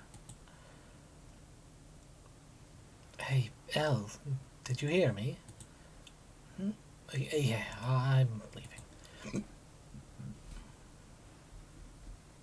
Okay, that was the most distress. Excuse me again. Most distressing transition effect yet. Like a bunch of, I don't know, like mold or bacteria were just like slurping up the screen. I exit the hospital alongside other visitors and staff. The afternoon sky stretched overhead, the fading remnants of the day's sunlight casting a golden glow. Maybe jump just a little bit. A sudden, sharp realization grips me, freezing me in my tracks. Stand there, bustling noise of the surroundings morphing into a distant hum. Fumbled through my pockets, rifling through the contents of my bag. Look everywhere, but it's not there. No. I forgot to take May's letter with me. The letter she specifically wrote for me while sick. That she took the time to write for me. A sense of dread clawed at my chest. May will be mad. May will be upset at me. May will... I can't breathe. May will cry and sob and say it's my fault, because it is my fault. It's my fault. She's sick. What did I do? I can't go back to her room. Even if I did, she'd get mad because I forgot it. That means I don't care for her enough. Everything was all right when I left, but tomorrow it'll be awful again. The surroundings blur. I can't hear anything other than my heartbeat quickening with each spiraling thought. Everything that seemed all right moments ago now feels like a prelude to impending disaster. Tears welled up in my eyes, blur my vision.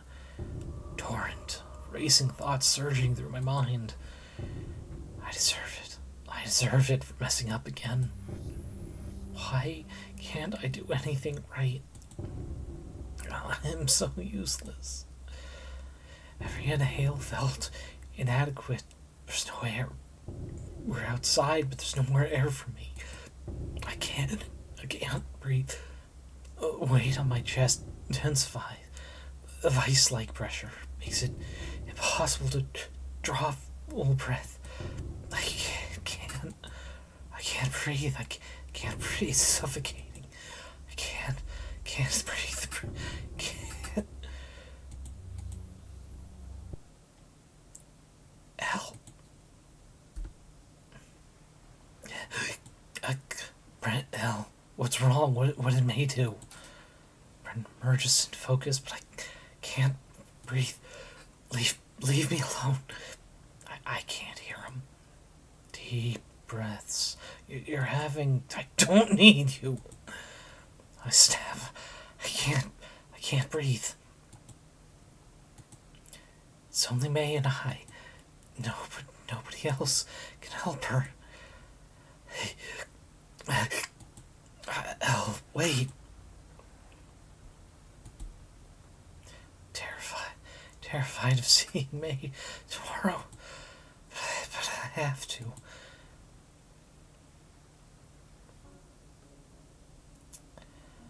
Before this particular reminder of moment in the past, let's go ahead and read what we apparently left, in case it changes.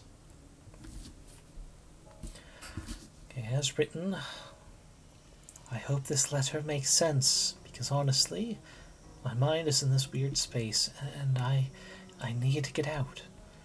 I can't shake this feeling that everything is slipping away, like the ground beneath my feet is turning into quicksand.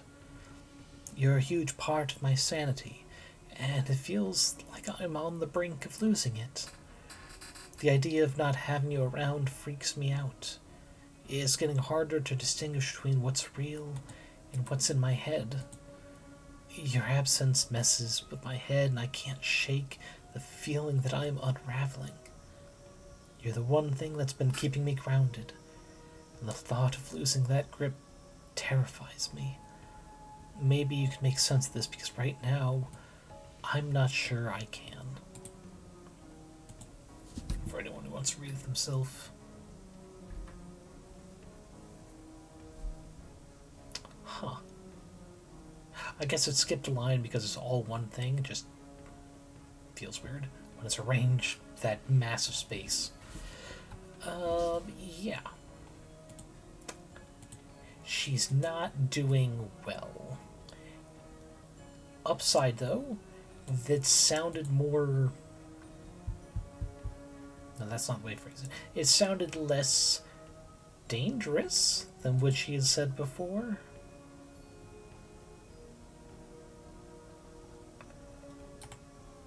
Okay, so I guess we'll continue. We'll polish off the string first. There we go. One day, in the fading light of the afternoon, Brendan, May, and I decide to spend some time goofing off after school. We're eating some snacks Brendan had bought from a vending machine. It was rare the three of us could be together this late in the day. May was plenty busy with our club activities most of the week. Brendan mentioned something about her wanting to spend more time with me, but at the time I thought they were kidding. Why ducks, though? Stop it. Can we not? Ugh. Brendan's cheeks flushed with embarrassment, and they shot a pleading glance at May, who laughed timidly. I mean, the only embarrassing reason to have, like, a special interest in ducks is for the weird fact about their corkscrew reproductive organ, and the weirdness of how that developed in an evolutionary manner. Because that would be a little strange. It's like, if that's the reason you're like, yes, ducks, I want to know all about them. Anything else, though, it's like, eh. It's like, people have particular favorite birds in the form of, like, parrots, or ravens, or crows, and other such corvidae. It's like, there are plenty of reasons to like them that are not embarrassing, is what I'm trying to say. Well, Brendan and I had created a friendship where I could tease them and be jabbed back with no hurt feelings. May was still slowly coming out of her shell. I know why. She had something of a need to be accepted into any group, I noticed. I want to know. Always wanting that sense of belonging. It started as a joke. Our dad gifted Brendan a plastic duck as a gag, and it just snowballed from there. Shush. We can't use the bathtub anymore. It's plastic ducks all over. It's like, yeah, they are high school kids. I think leaving them all in the bathtub might be a bit much. That's the point where you need to get your own aquarium in your room, only like, a quarter full, but you can leave them to float in that. All over? Floating around, going quick, quick, quick, quick, quick. Scene played in my mind. An unsuspecting May just wanted to relax with a bath, only to find that a comical amount of plastic ducks have taken over their bathroom. Don't laugh at me. Managed gasped between fits of laughter, motioning at Brendan. Why do you have so many ducks, buddy? It's a hobby. Everyone has one. May has her piano, and you have annoyed the heck out of me. Nope, I assume we fell. Oops. In my amusement, I laughed so hard that I accidentally dropped my food. Oh. It's slightly less dangerous, though sad if it was good food. In a futile attempt to salvage the situation, reach out, but instead of preventing a mess, my actions directed the trajectory straight onto May, creating a chaos of saucy stains on her uniform. Saucy, you say? But no, it's like serious. Probably a better descriptor out there. Doesn't sound so dirty. Oh God, I'm so sorry. I said it was alright, but the sauce-stained clothes told a different story. Oh. It's okay. I'll go to the bathroom and clean up. I really didn't mean for that to happen. I'm so sorry. It wasn't as bad as it is now, but I've always been sensitive to guilt, for lack of a better word. I felt tremendously guilty for ruining May's uniform that day. Okay. It's alright.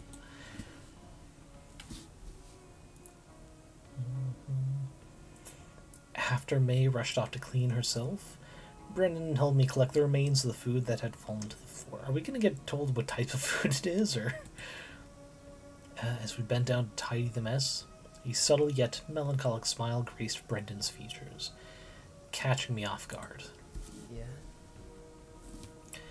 May is like this now, but before, she protected me. Sorry, what? I was the one who needed help. Brendan's sudden expression of vulnerability caught me off guard. So much so, I questioned if I was hearing things. Like, what do you mean? Brendan remained silent, gaze fixed on the floor. It felt as if I repeated my question, I would hurt them. If I hurt others, then I'll feel horrible. I don't want to be bad. I don't want to hurt anyone. The last thing I wanted was to inflict pain upon Brendan, or anyone else for that matter. I'm back! May returned not long after, breaking the heavy silence that had settled over us. Nice. Did you use water and soap? Brendan returned to the usual calm persona the moment their twin entered the room. Of course I did. Brendan and May were changing. Slowly, but noticeably. We all change. We're young and still building our identities. I understand that. But until what point do the changes signify something good, or... Ow. Are you not listening to me? I am. She changed. May keeps changing. Every single day here. I see. I matter this little to you. You'd rather think about other people rather than hang out with me. Words that cut deep in my soul. The exact ones I'm afraid of hearing. Before it goes too much further, I'm gonna say it's like it is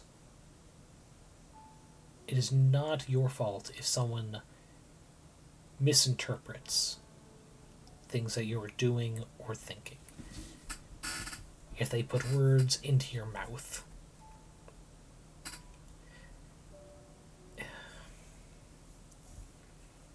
I've been there. I've been on the side of accusing others because it's easier than wanting to save yourself. It's easier believing everyone is out against you than to think that someone is on your side. And it's not healthy. And it's not your fault that someone else is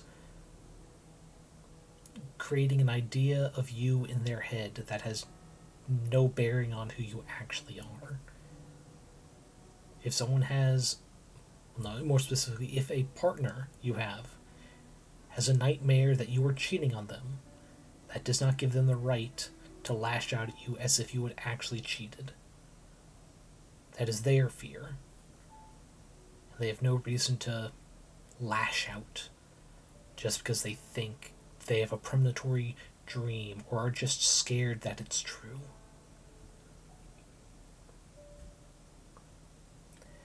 There's nothing wrong with someone who judges you for what you do. But there is so much wrong when people judge you for things they are scared that you are doing and thinking. It's not right.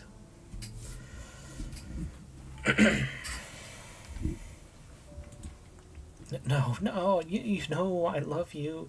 You're the only one for me. I'm at a loss for how to comfort May. Nothing I do is enough. Nothing I do is right.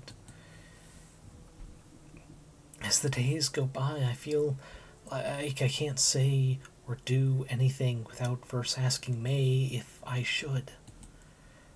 Even things completely unrelated to her. I'm just gonna turn my phone off. What? Your phone? Why? Showing growing increasingly agitated. I can see it coming. So we can talk in peace. Who's messaging you? No one. I have to tiptoe around May, constantly second-guessing myself and seeking her approval. I should know when to speak and when to keep my mouth shut. Wrong answer. Stupid, dumb, selfish. No! Who's messaging? The uncommon sound of May raising her voice to scream was quickly becoming an everyday noise. Just some friends. I'm not responding, I swear. Show me. May, I swear, you don't love me anymore. Is that it? You don't love me? You found someone much better than me to chat with. Now you're gonna leave me alone in this bed you put me in. You're so evil. You're so evil. This has nothing to do with that. Why are you so suspicious of me? How can you claim to love me if you don't trust me at all? I can't ask those questions. It'll only make her madder. I love you. I'm sorry. You can look at my messages. I relented, my voice barely above a whisper. I just want everything to go back to how it was. I love you too. Turning off my phone was an attempt to carve out a semblance of control. But I couldn't do that without her permission. So, in the end, I have no control at all.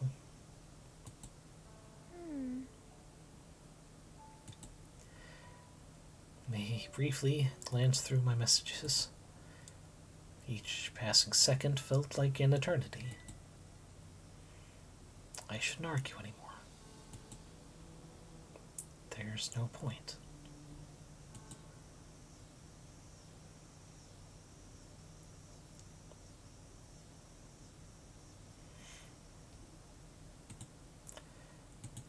Seriously though, if her brother, if Brendan is so worried that we're doing something self-destructive, maybe they should fucking cowboy up and come here regardless of what their baggage is with hospitals.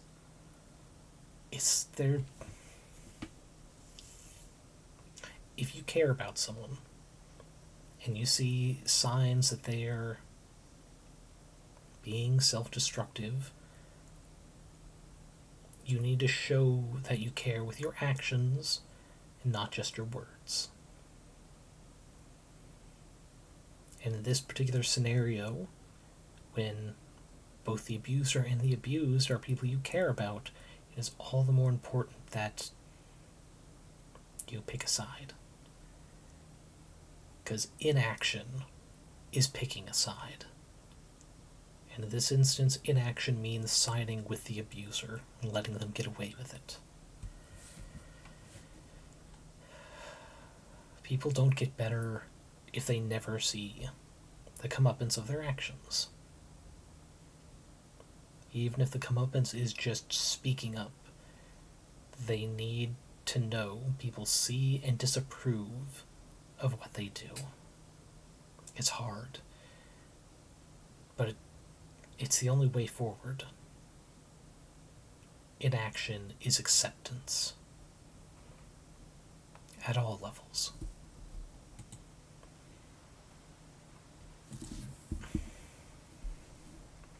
Where should I spend my lunchtime? I just don't know. Not like it matters. Every single day is the same. It sounds like it's raining. I'm gonna go rooftop, in the hopes that Brendan is not out there smoking, coming to the hospital yet again to still do nothing.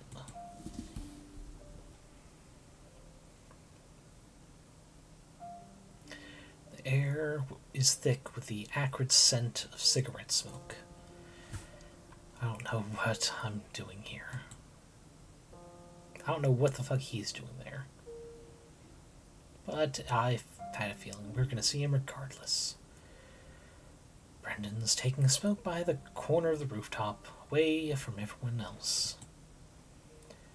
The gritty texture of the cinder walls pressed against my back as I lean my head against them, sitting by Brendan's side. The wisps of smoke curled upwards from the tip of their cigarette to then dissipate into the darkness. I'd never stopped to look at Brendan like this before. The way they smoke. Why do they do it? The sounds away from us seemed to be even further away. I could only hear the sound of our quiet breathing and the occasional flicker of the lighter as Brendan played with it. Time seemed to stretch on infinitely. Finally, as the last traces of smoke dissipate, Brendan breaks the silence. You know where the term gaslighting came from? Okay.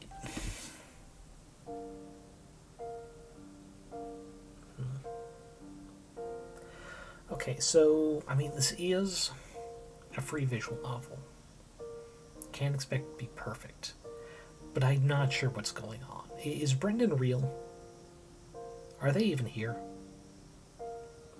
Or is this our subconscious? Because, like, the only people who have interacted with us are Brendan, May, and the nurse. And, you know, at least May and the nurse have interacted with each other, or at least acknowledged each other's existence. Brendan's the only one interacting with us that no one else has interacted with in turn.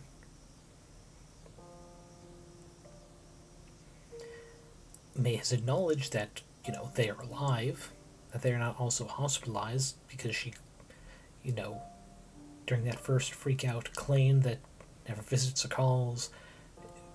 But what's going if Brendan knows about the gaslighting, that means they've been just watching and not doing anything. Like, even if she's also gaslighting, he's not done any, like, confirmation that she's done the same with us to her face. Yeah, I don't... I'm just hoping this is a case of it's important for the plot in some way and not some lackluster writing. Because, like, yeah, we are being gaslit. But why is he the one bringing it up? Why is he the one commenting? Instead of telling us about this term in response to us telling something right now.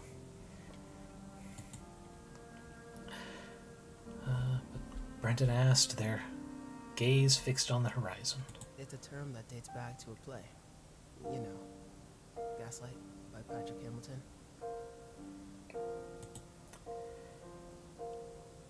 I listened to Brenton, but their words sounded far away, hazy, distant.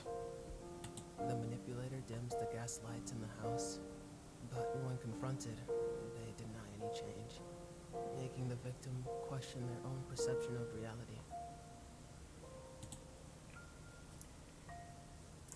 It's a tactic, a form of psychological manipulation designed to make someone doubt their own sanity. With a heavy sigh, Brendan lowers themselves to sit next to me. Their voice is quiet, almost gentle. People can be adept at gaslighting without even realizing it. I've been irritated lately, a lot. I'm sick of Brendan's implications and talking around the subject. May is not gaslighting or manipulating me. We love each other. We fight sometimes, but we always make up. It's burdensome. I'm tired. I'm always tired. I'm worried. I've been hearing you talk about it for days. You always make up. You always reconcile and pretend nothing happened. You shift uncomfortably against the rooftop's gritty surface, gaze fixed to the floor. Listen. Hell, that's the third stage of the cycle of abuse. Yeah, if you care so much, come visit with me. It's like the start of this, like, conflict between the two of us was an accusation that you're not visiting her. It's like, you can't pretend you give a shit about someone. You can't actually claim that you care, that you're noticing this issue, and not be willing to be by their side when they try to confront it.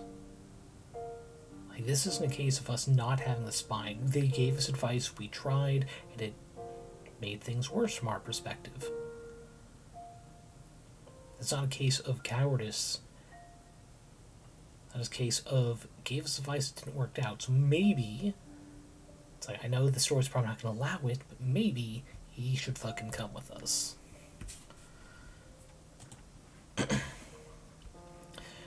Brendan's response is measured, almost detached, as if they were observing the situation from a distance despite having emotional ties to everyone involved. Perhaps that's why they refused to see May.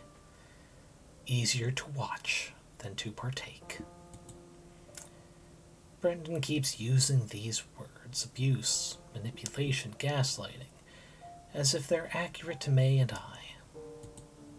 They're not. It's not what's going on at all. It's not that simple. May is sick.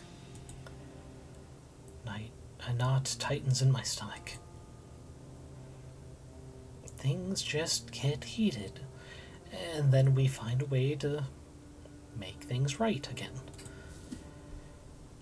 Brendan regards me with a steady gaze, their eyes boring into mine with an intensity that makes me squirm. But does it really make things right? Or does it just create a temporary calm before the storm returns?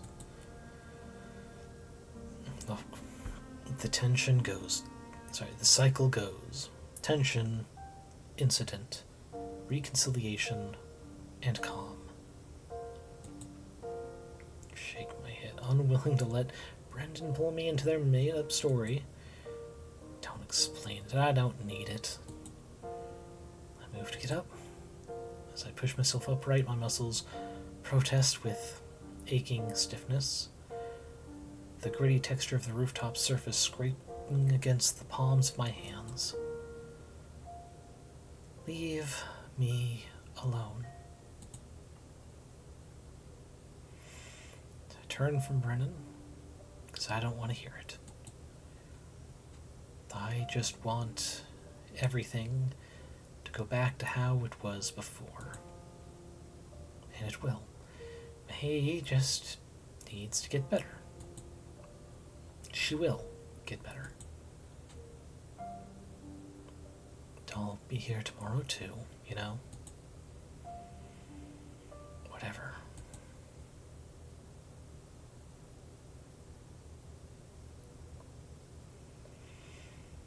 I lost track of time. I go to see May with a bouquet of hydrangeas. May cries and screams at me because I did something wrong again. Apologize until I can't breathe. Brendan tries to convince me to eat. I'm not hungry. Go away. May gives me another gift. We're good now. Things are back to normal. We love each other. The next day, I go to see May with a bouquet of hydrangeas. May cries and screams at me because I did something wrong again. I apologize. Brendan speaks about the past. I yearn for it. I tell them about a nightmare I had where May dies in my arms and it's too late to call for help. I yearn for it. Go away. May gives me another gift. We're good now. Things are back to normal. We love each other. The next day I see May with a bouquet of hydrangeas. My love isn't strong enough, so her health worsens. I'm sorry. Brendan tells me they can't do this anymore, as if they've been doing anything. Me neither. There's the phase of reconciliation, you know? They try to make amends, apologies, promises to change, or gestures like giving presents. Go away. May gives me another gift. We're good now. Things are back to normal. We love each other. I love you. I love you too. The next day, I go to see May with a bouquet of hydrangeas. Baringo, welcome. You missed a good chunk of stream.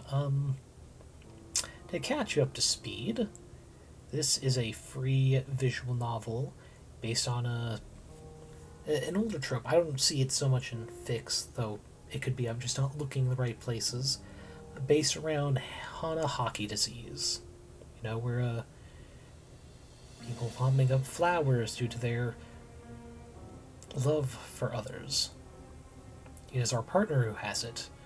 They are hospitalized. In this setting, it is a rare and typically fatal disease. As you might read into with the content warnings about psychological abuse, gaslighting, that they are using it to keep us around because it started going very, very badly when we tried to break up with them one day.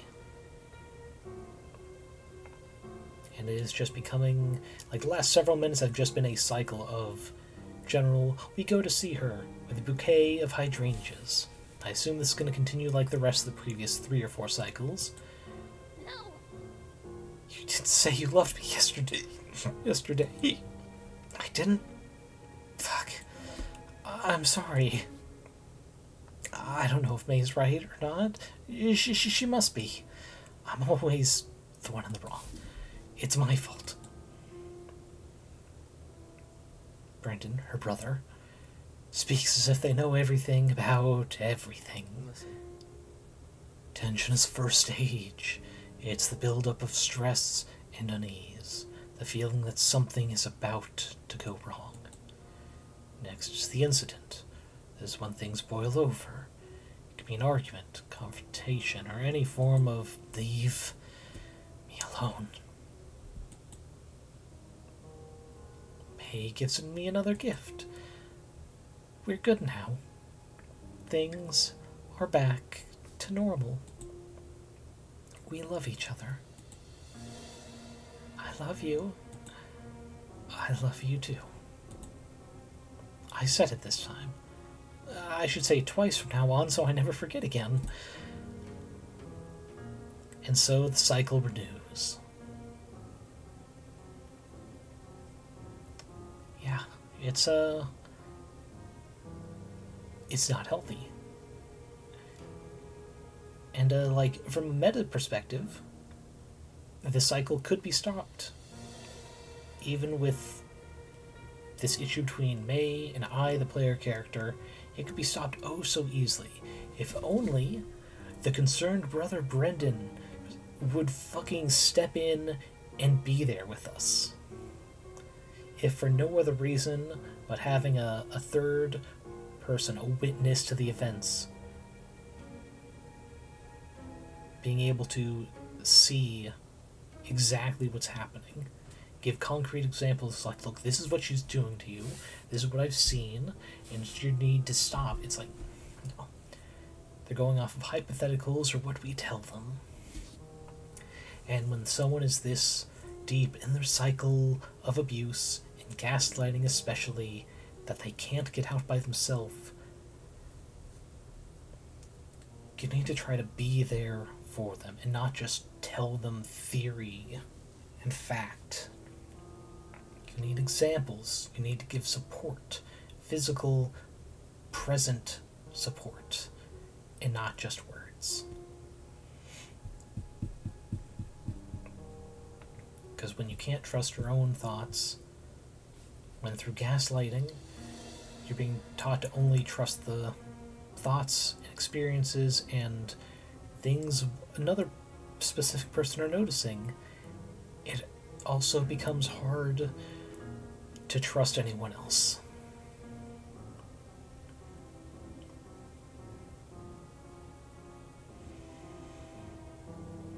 But yeah, this is...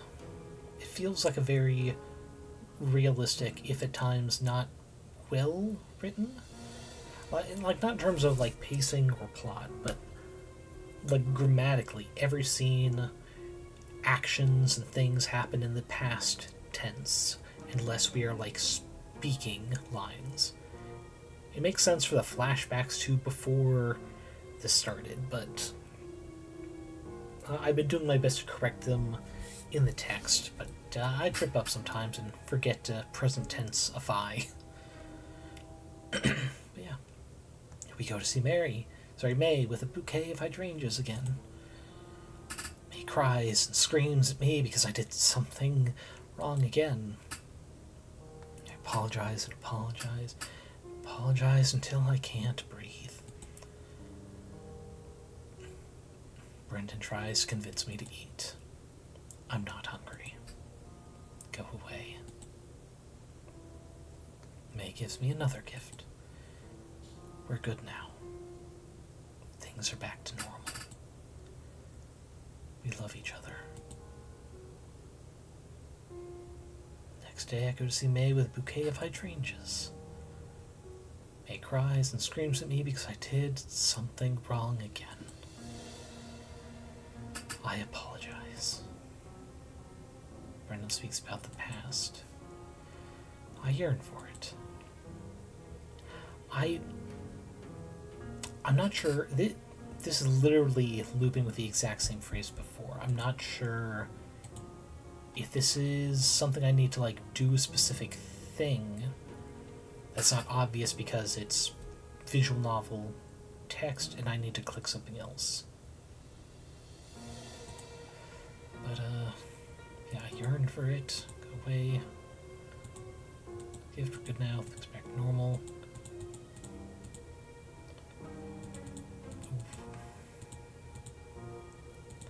Okay, yeah, we've already got this too. Can we just... Okay.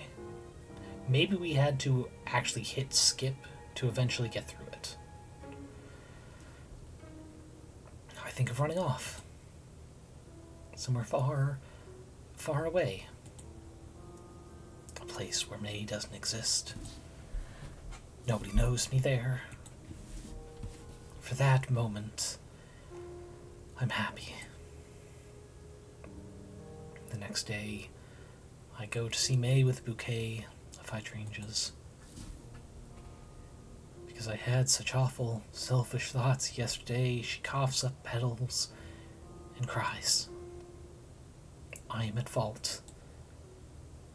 Brendan is not here. So wait, yep, we can wait a bit. In fact, we're going to save because we finally got past that. I really hope that was the way out of that loop, because if it was, that is very creative. Someone who does not think to use the other features of the game, trapped in a loop. How does the disease correlate with the disease? I can't... It's been a long time since I've actually read anything Hanahaki, but in this interpretation, it feels like it's a metaphor for suicide. Not with the disease. Oh, with the abuse. Because it's not... It does get worse in moments when she thinks that we're loving her less. Like, the first moment of it, they made it clear that Hanahaki disease in this interpretation is a metaphor for suicidal ideation or thoughts. It was right after we tried to bring up to her, at Brendan's suggestion, that we try and talk about it. Because first incident, before this game starts, we tried to break up with her. And it happens right in school, and she has to go to the hospital. And then she gets better after a few days, which is when the game starts, and we, at Brendan's suggestion, try and talk about that moment. It's like, hey, I want to talk about how you were feeling during that day I tried to break up. And she did the first instance of gaslighting. It's like just getting worse and accusing us of having tried to break up with her again just then, when we didn't. We were trying to just talk about her thoughts on that day and try and, reconcile the feelings that brought us to that point. There was, let's see, what's another instance you met? Just before that, actually. Just before us bringing up that topic, we talked about how her friends had just visited earlier that day. Her friends with an orchestra club who dropped off letters and care and how she had so much fun. But as soon as that switch flipped of us trying to touch on that dangerous topic, she claimed that no, all of them hated her and they told her. They told her so before she came in here, that they were just lying now because she was sick. And no one cares. Her brother and father hadn't come, which is true. We had gotten that from Brendan himself as well. And that she's so desperately clinging to us as the only person who felt like we cared.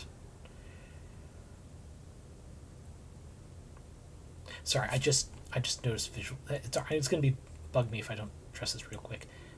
Right here, it's kind of clear that they just did a mirror swap or something, because it's missing the actual connector in the center there. Anyway, But yeah, it's like, since then, there have been longer scenes in that little loop you came right in the middle of that same cycle of, we come in, we are accused of doing something that hurt her, or not caring enough, she feels worse, we feel blamed, we go talk to him, we come back, she's happy, she's thankful, she says she loves us and gives us a gift. Or gets physically intimate, like holding hands or leaning her head against our shoulder and stuff like that. And it is the cycle that he described. There's the tension, there's the blame. I'm forgetting the next step after that. Then the reconciliation and the forgiveness. Often the gift and the cycle that just endlessly happens. And that loop is like, we came with fresh new flowers, and we're immediately blamed for something. We feel bad. We apologize. And then later, as if that didn't happen, she's happy, glad to see us, gives us a gift. Again and again. And Brendan finally got fed up, despite the fact that he was not trying nearly hard enough if he actually gave a shit, in my opinion.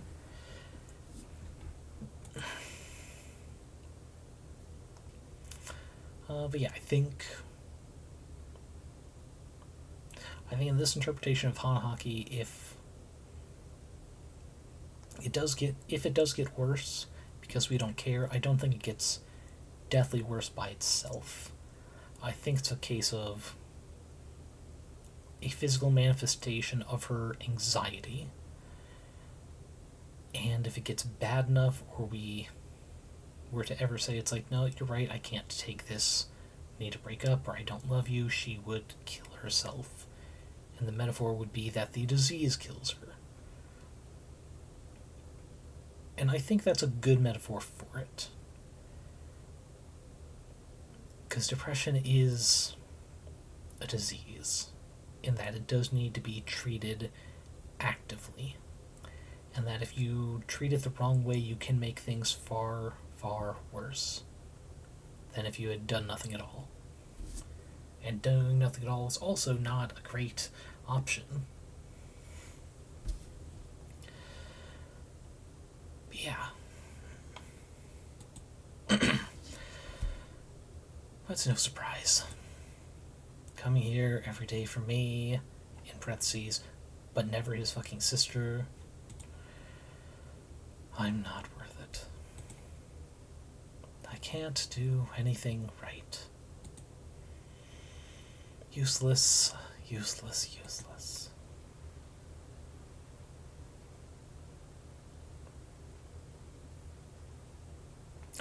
I'm still very concerned that maybe he is not real. Like, I'm confident that he exists. Because May has spoken of her brother. And not in the sense that he is dead now, dead and gone. But is this actually just him here? Or is this a manifestation of, like, a part of us who knows that this is wrong, trying to tell our conscious thought, we need to get out? Because if that's what it is, that's very clever writing. If it's not, he's an asshole.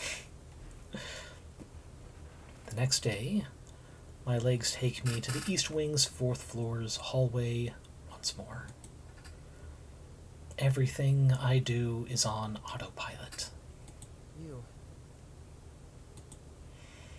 I was not planning on talking to Brendan. I was not planning on talking to anyone except May. I wanted to be left alone. Can we talk? But Brendan has been good to me. They've heard me out day after day.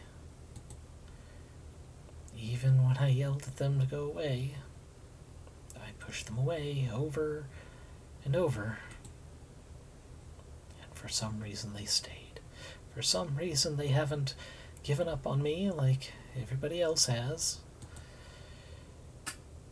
Sure, we can talk. Yesterday, you told me about the nightmare you had. That was yesterday? Feels like months ago. A month ago feels like a week ago. I don't know where in time I am. I'm worried. You're scared that May will die because of you.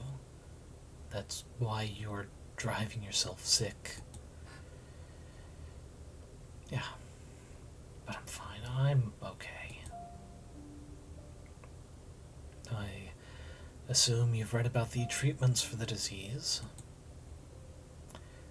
It's all I do when I'm not here.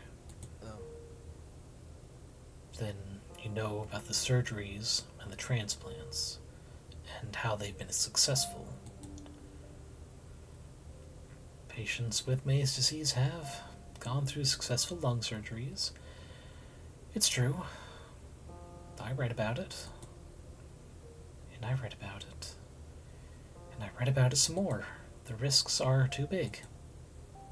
And what if they don't work? If something goes wrong, May could die. Lung surgeries have so many risks.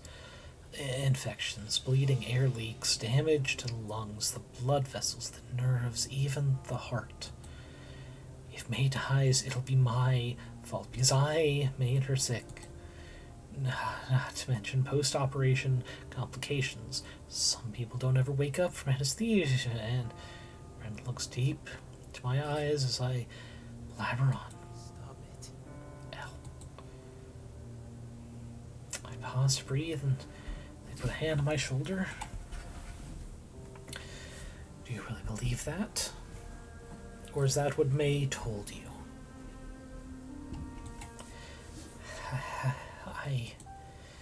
If it were you from 3 months ago, would you believe the things you're saying? I don't know. The kind of person I was 3 months ago, 6 months a year, May and the disease and how to make it better are the only things in my mind all day, every day. I don't know. The L I was friends with would ask May to get the surgery. Listen, Because you always want the best for your friends. Counterpoint. In this story, you are her literal flesh and blood brother. So I say again, if you are not a part of the main character's brain, a hallucination, then you are an asshole for not trying to push it yourself on your father, if not your sister. It's like, come on. Please, game writers, let this be a figment of my imagination. I would not be mad at this instance. I would actually be relieved. That's the kind of person you are. How do you forget that, Hell? Brendan's words are like a slap to my face. Your relationship with May is bringing out the worst from you both. I've watched you become lethargic, anxious, depressed. you isolated yourself from everyone who loves you. You stopped doing the things you enjoy. Please, think about it. Like, we're high schoolers, right? It hasn't been, like, outright said, but the implications felt pretty clear. Making it seem like we have the specific say-so. It feels weird if we're supposed to be kids who still have to, raise our hands, go to the restroom during the day. A healthy relationship would not do this to you. I guess that is literally true. I let Brendan's words sink in. A healthy relationship. I know what that is supposed to be like. My parents have one. My friends, too. Seen them in books, movies, cartoons. I know what that is. Steven Universe taught me that. It's because I Speechless, I try to find a way to explain myself. But Brendan stops me, shaking their head as if they know what's going through my mind. Gonna mark that down as another figment of imagination point. Since when have I been this anxious? Doubting every little thing, thinking of the what-ifs and despairing over them. There's a few articles I'd like you to read. I'll send them to you. Take a look. I can't. What? May has my phone. The moment the words left my mouth, I noticed something that was supposed to be obvious. Oh? But what? Why? My response is quiet, barely audible. The realization embarrassing me. Because May needs to check my messages to see if I'm cheating on her. Something so simple. May has my phone. My freaking phone. Thank you for the Wilhelm.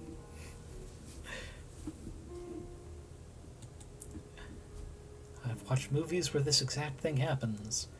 I've laughed or gotten frustrated at the characters that let it happen. I've read books where love-struck protagonists stay with partners who steal their phones or constantly accuse them of cheating. It's me. It's so obvious, so stupid. Check the links I sent you when you get home, then. And I have some books you can borrow as well. Do you want them? I'm the idiotic protagonist who can't see the truth before them. What the hell am I doing? Seriously, how did I let May do this? It's not normal. It's not something you do to a partner. Thank you, Brendan. You've helped me already. So you're going home and resting and having a decent meal? No. There's something else I need to do first. I need to talk to May. I'm angry at myself for being so blind, and at May for doing this to me. Listen. Well, I'll go rest, I promise. Sorry, Brendan. It's my turn to lie. Alright. Call me when... Send me an email or something when you get home. Of course. A myriad of memories return to me then. I head to room 402.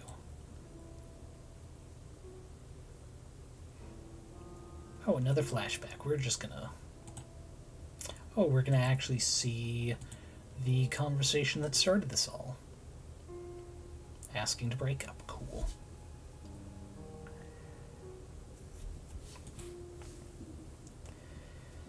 Yes. I'm sorry, May, but I don't think this will work out. But why? My flowers were meant to be. Said we're meant to be. This can't be true. No.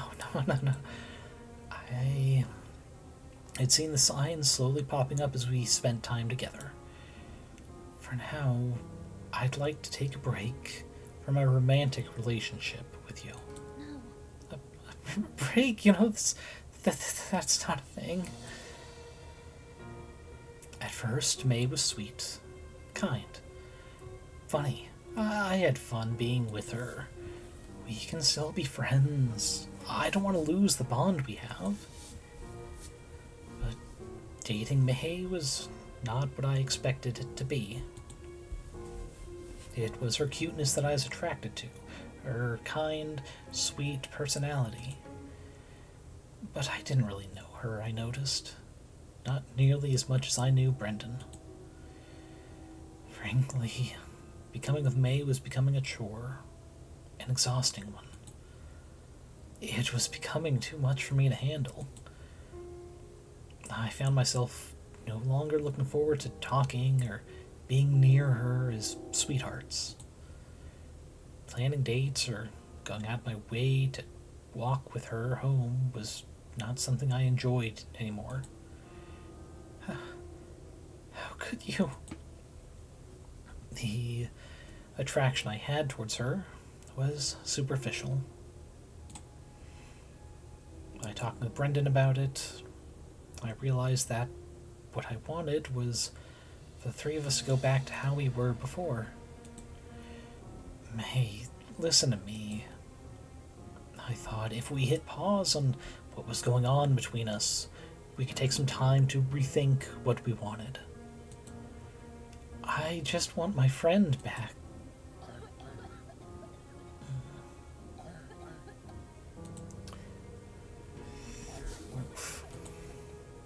Then it happened. May, what's going on? Are you okay? May began to cough aggressively. Strange things I couldn't take a good look at left her mouth as she heaved. I didn't understand back then what it meant. The disease, its symptoms, and the cause. Certainly, that day, what May understood was that I didn't love her anymore. That's how we ended up here.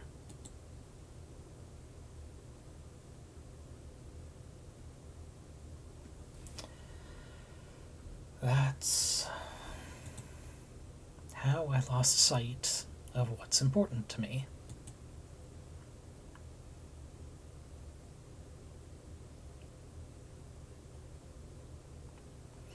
And I think that's a good stopping point.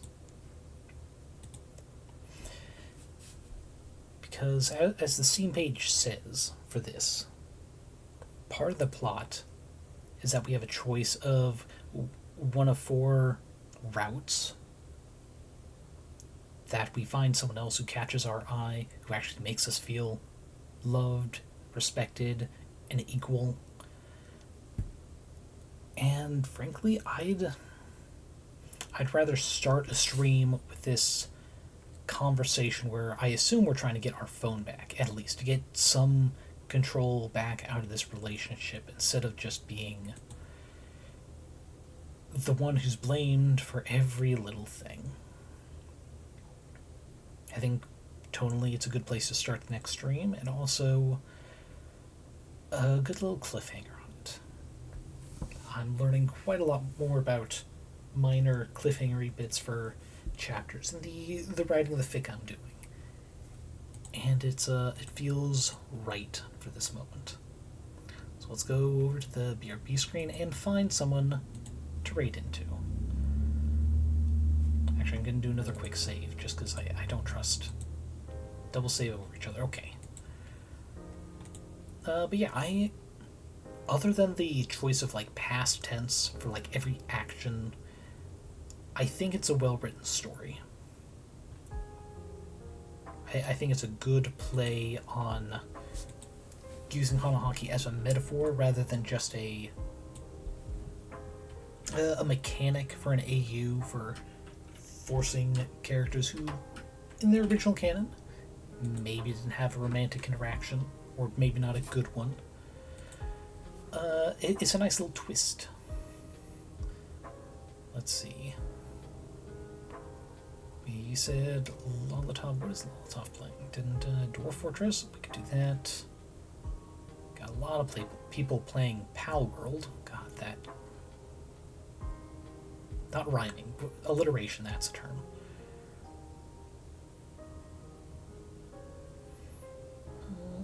Yeah, that looks like the most fun thing. Hopping in on Dwarf Fortress. Let's just make sure. Hour and a half, yeah. Lolo will probably be on for a bit. Just gonna go ahead. Let's see, what's a good raid message? I want to do some kind of like wordplay with Hanahaki, but nothing's coming to mind. Let's see.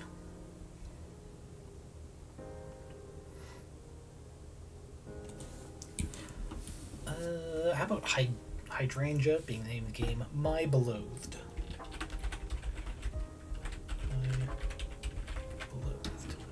Is there a fitting global emote to put on this? Ooh. Wait, is that Twitch Raid 1 global? Because it is a bomb. Or perhaps a flower. Is there a good flower? Oh, I'm not seeing anything. A lot of faces that I have literally never used. Ooh. I'm seeing a creeper in the global one, so you know what? We're going to use that.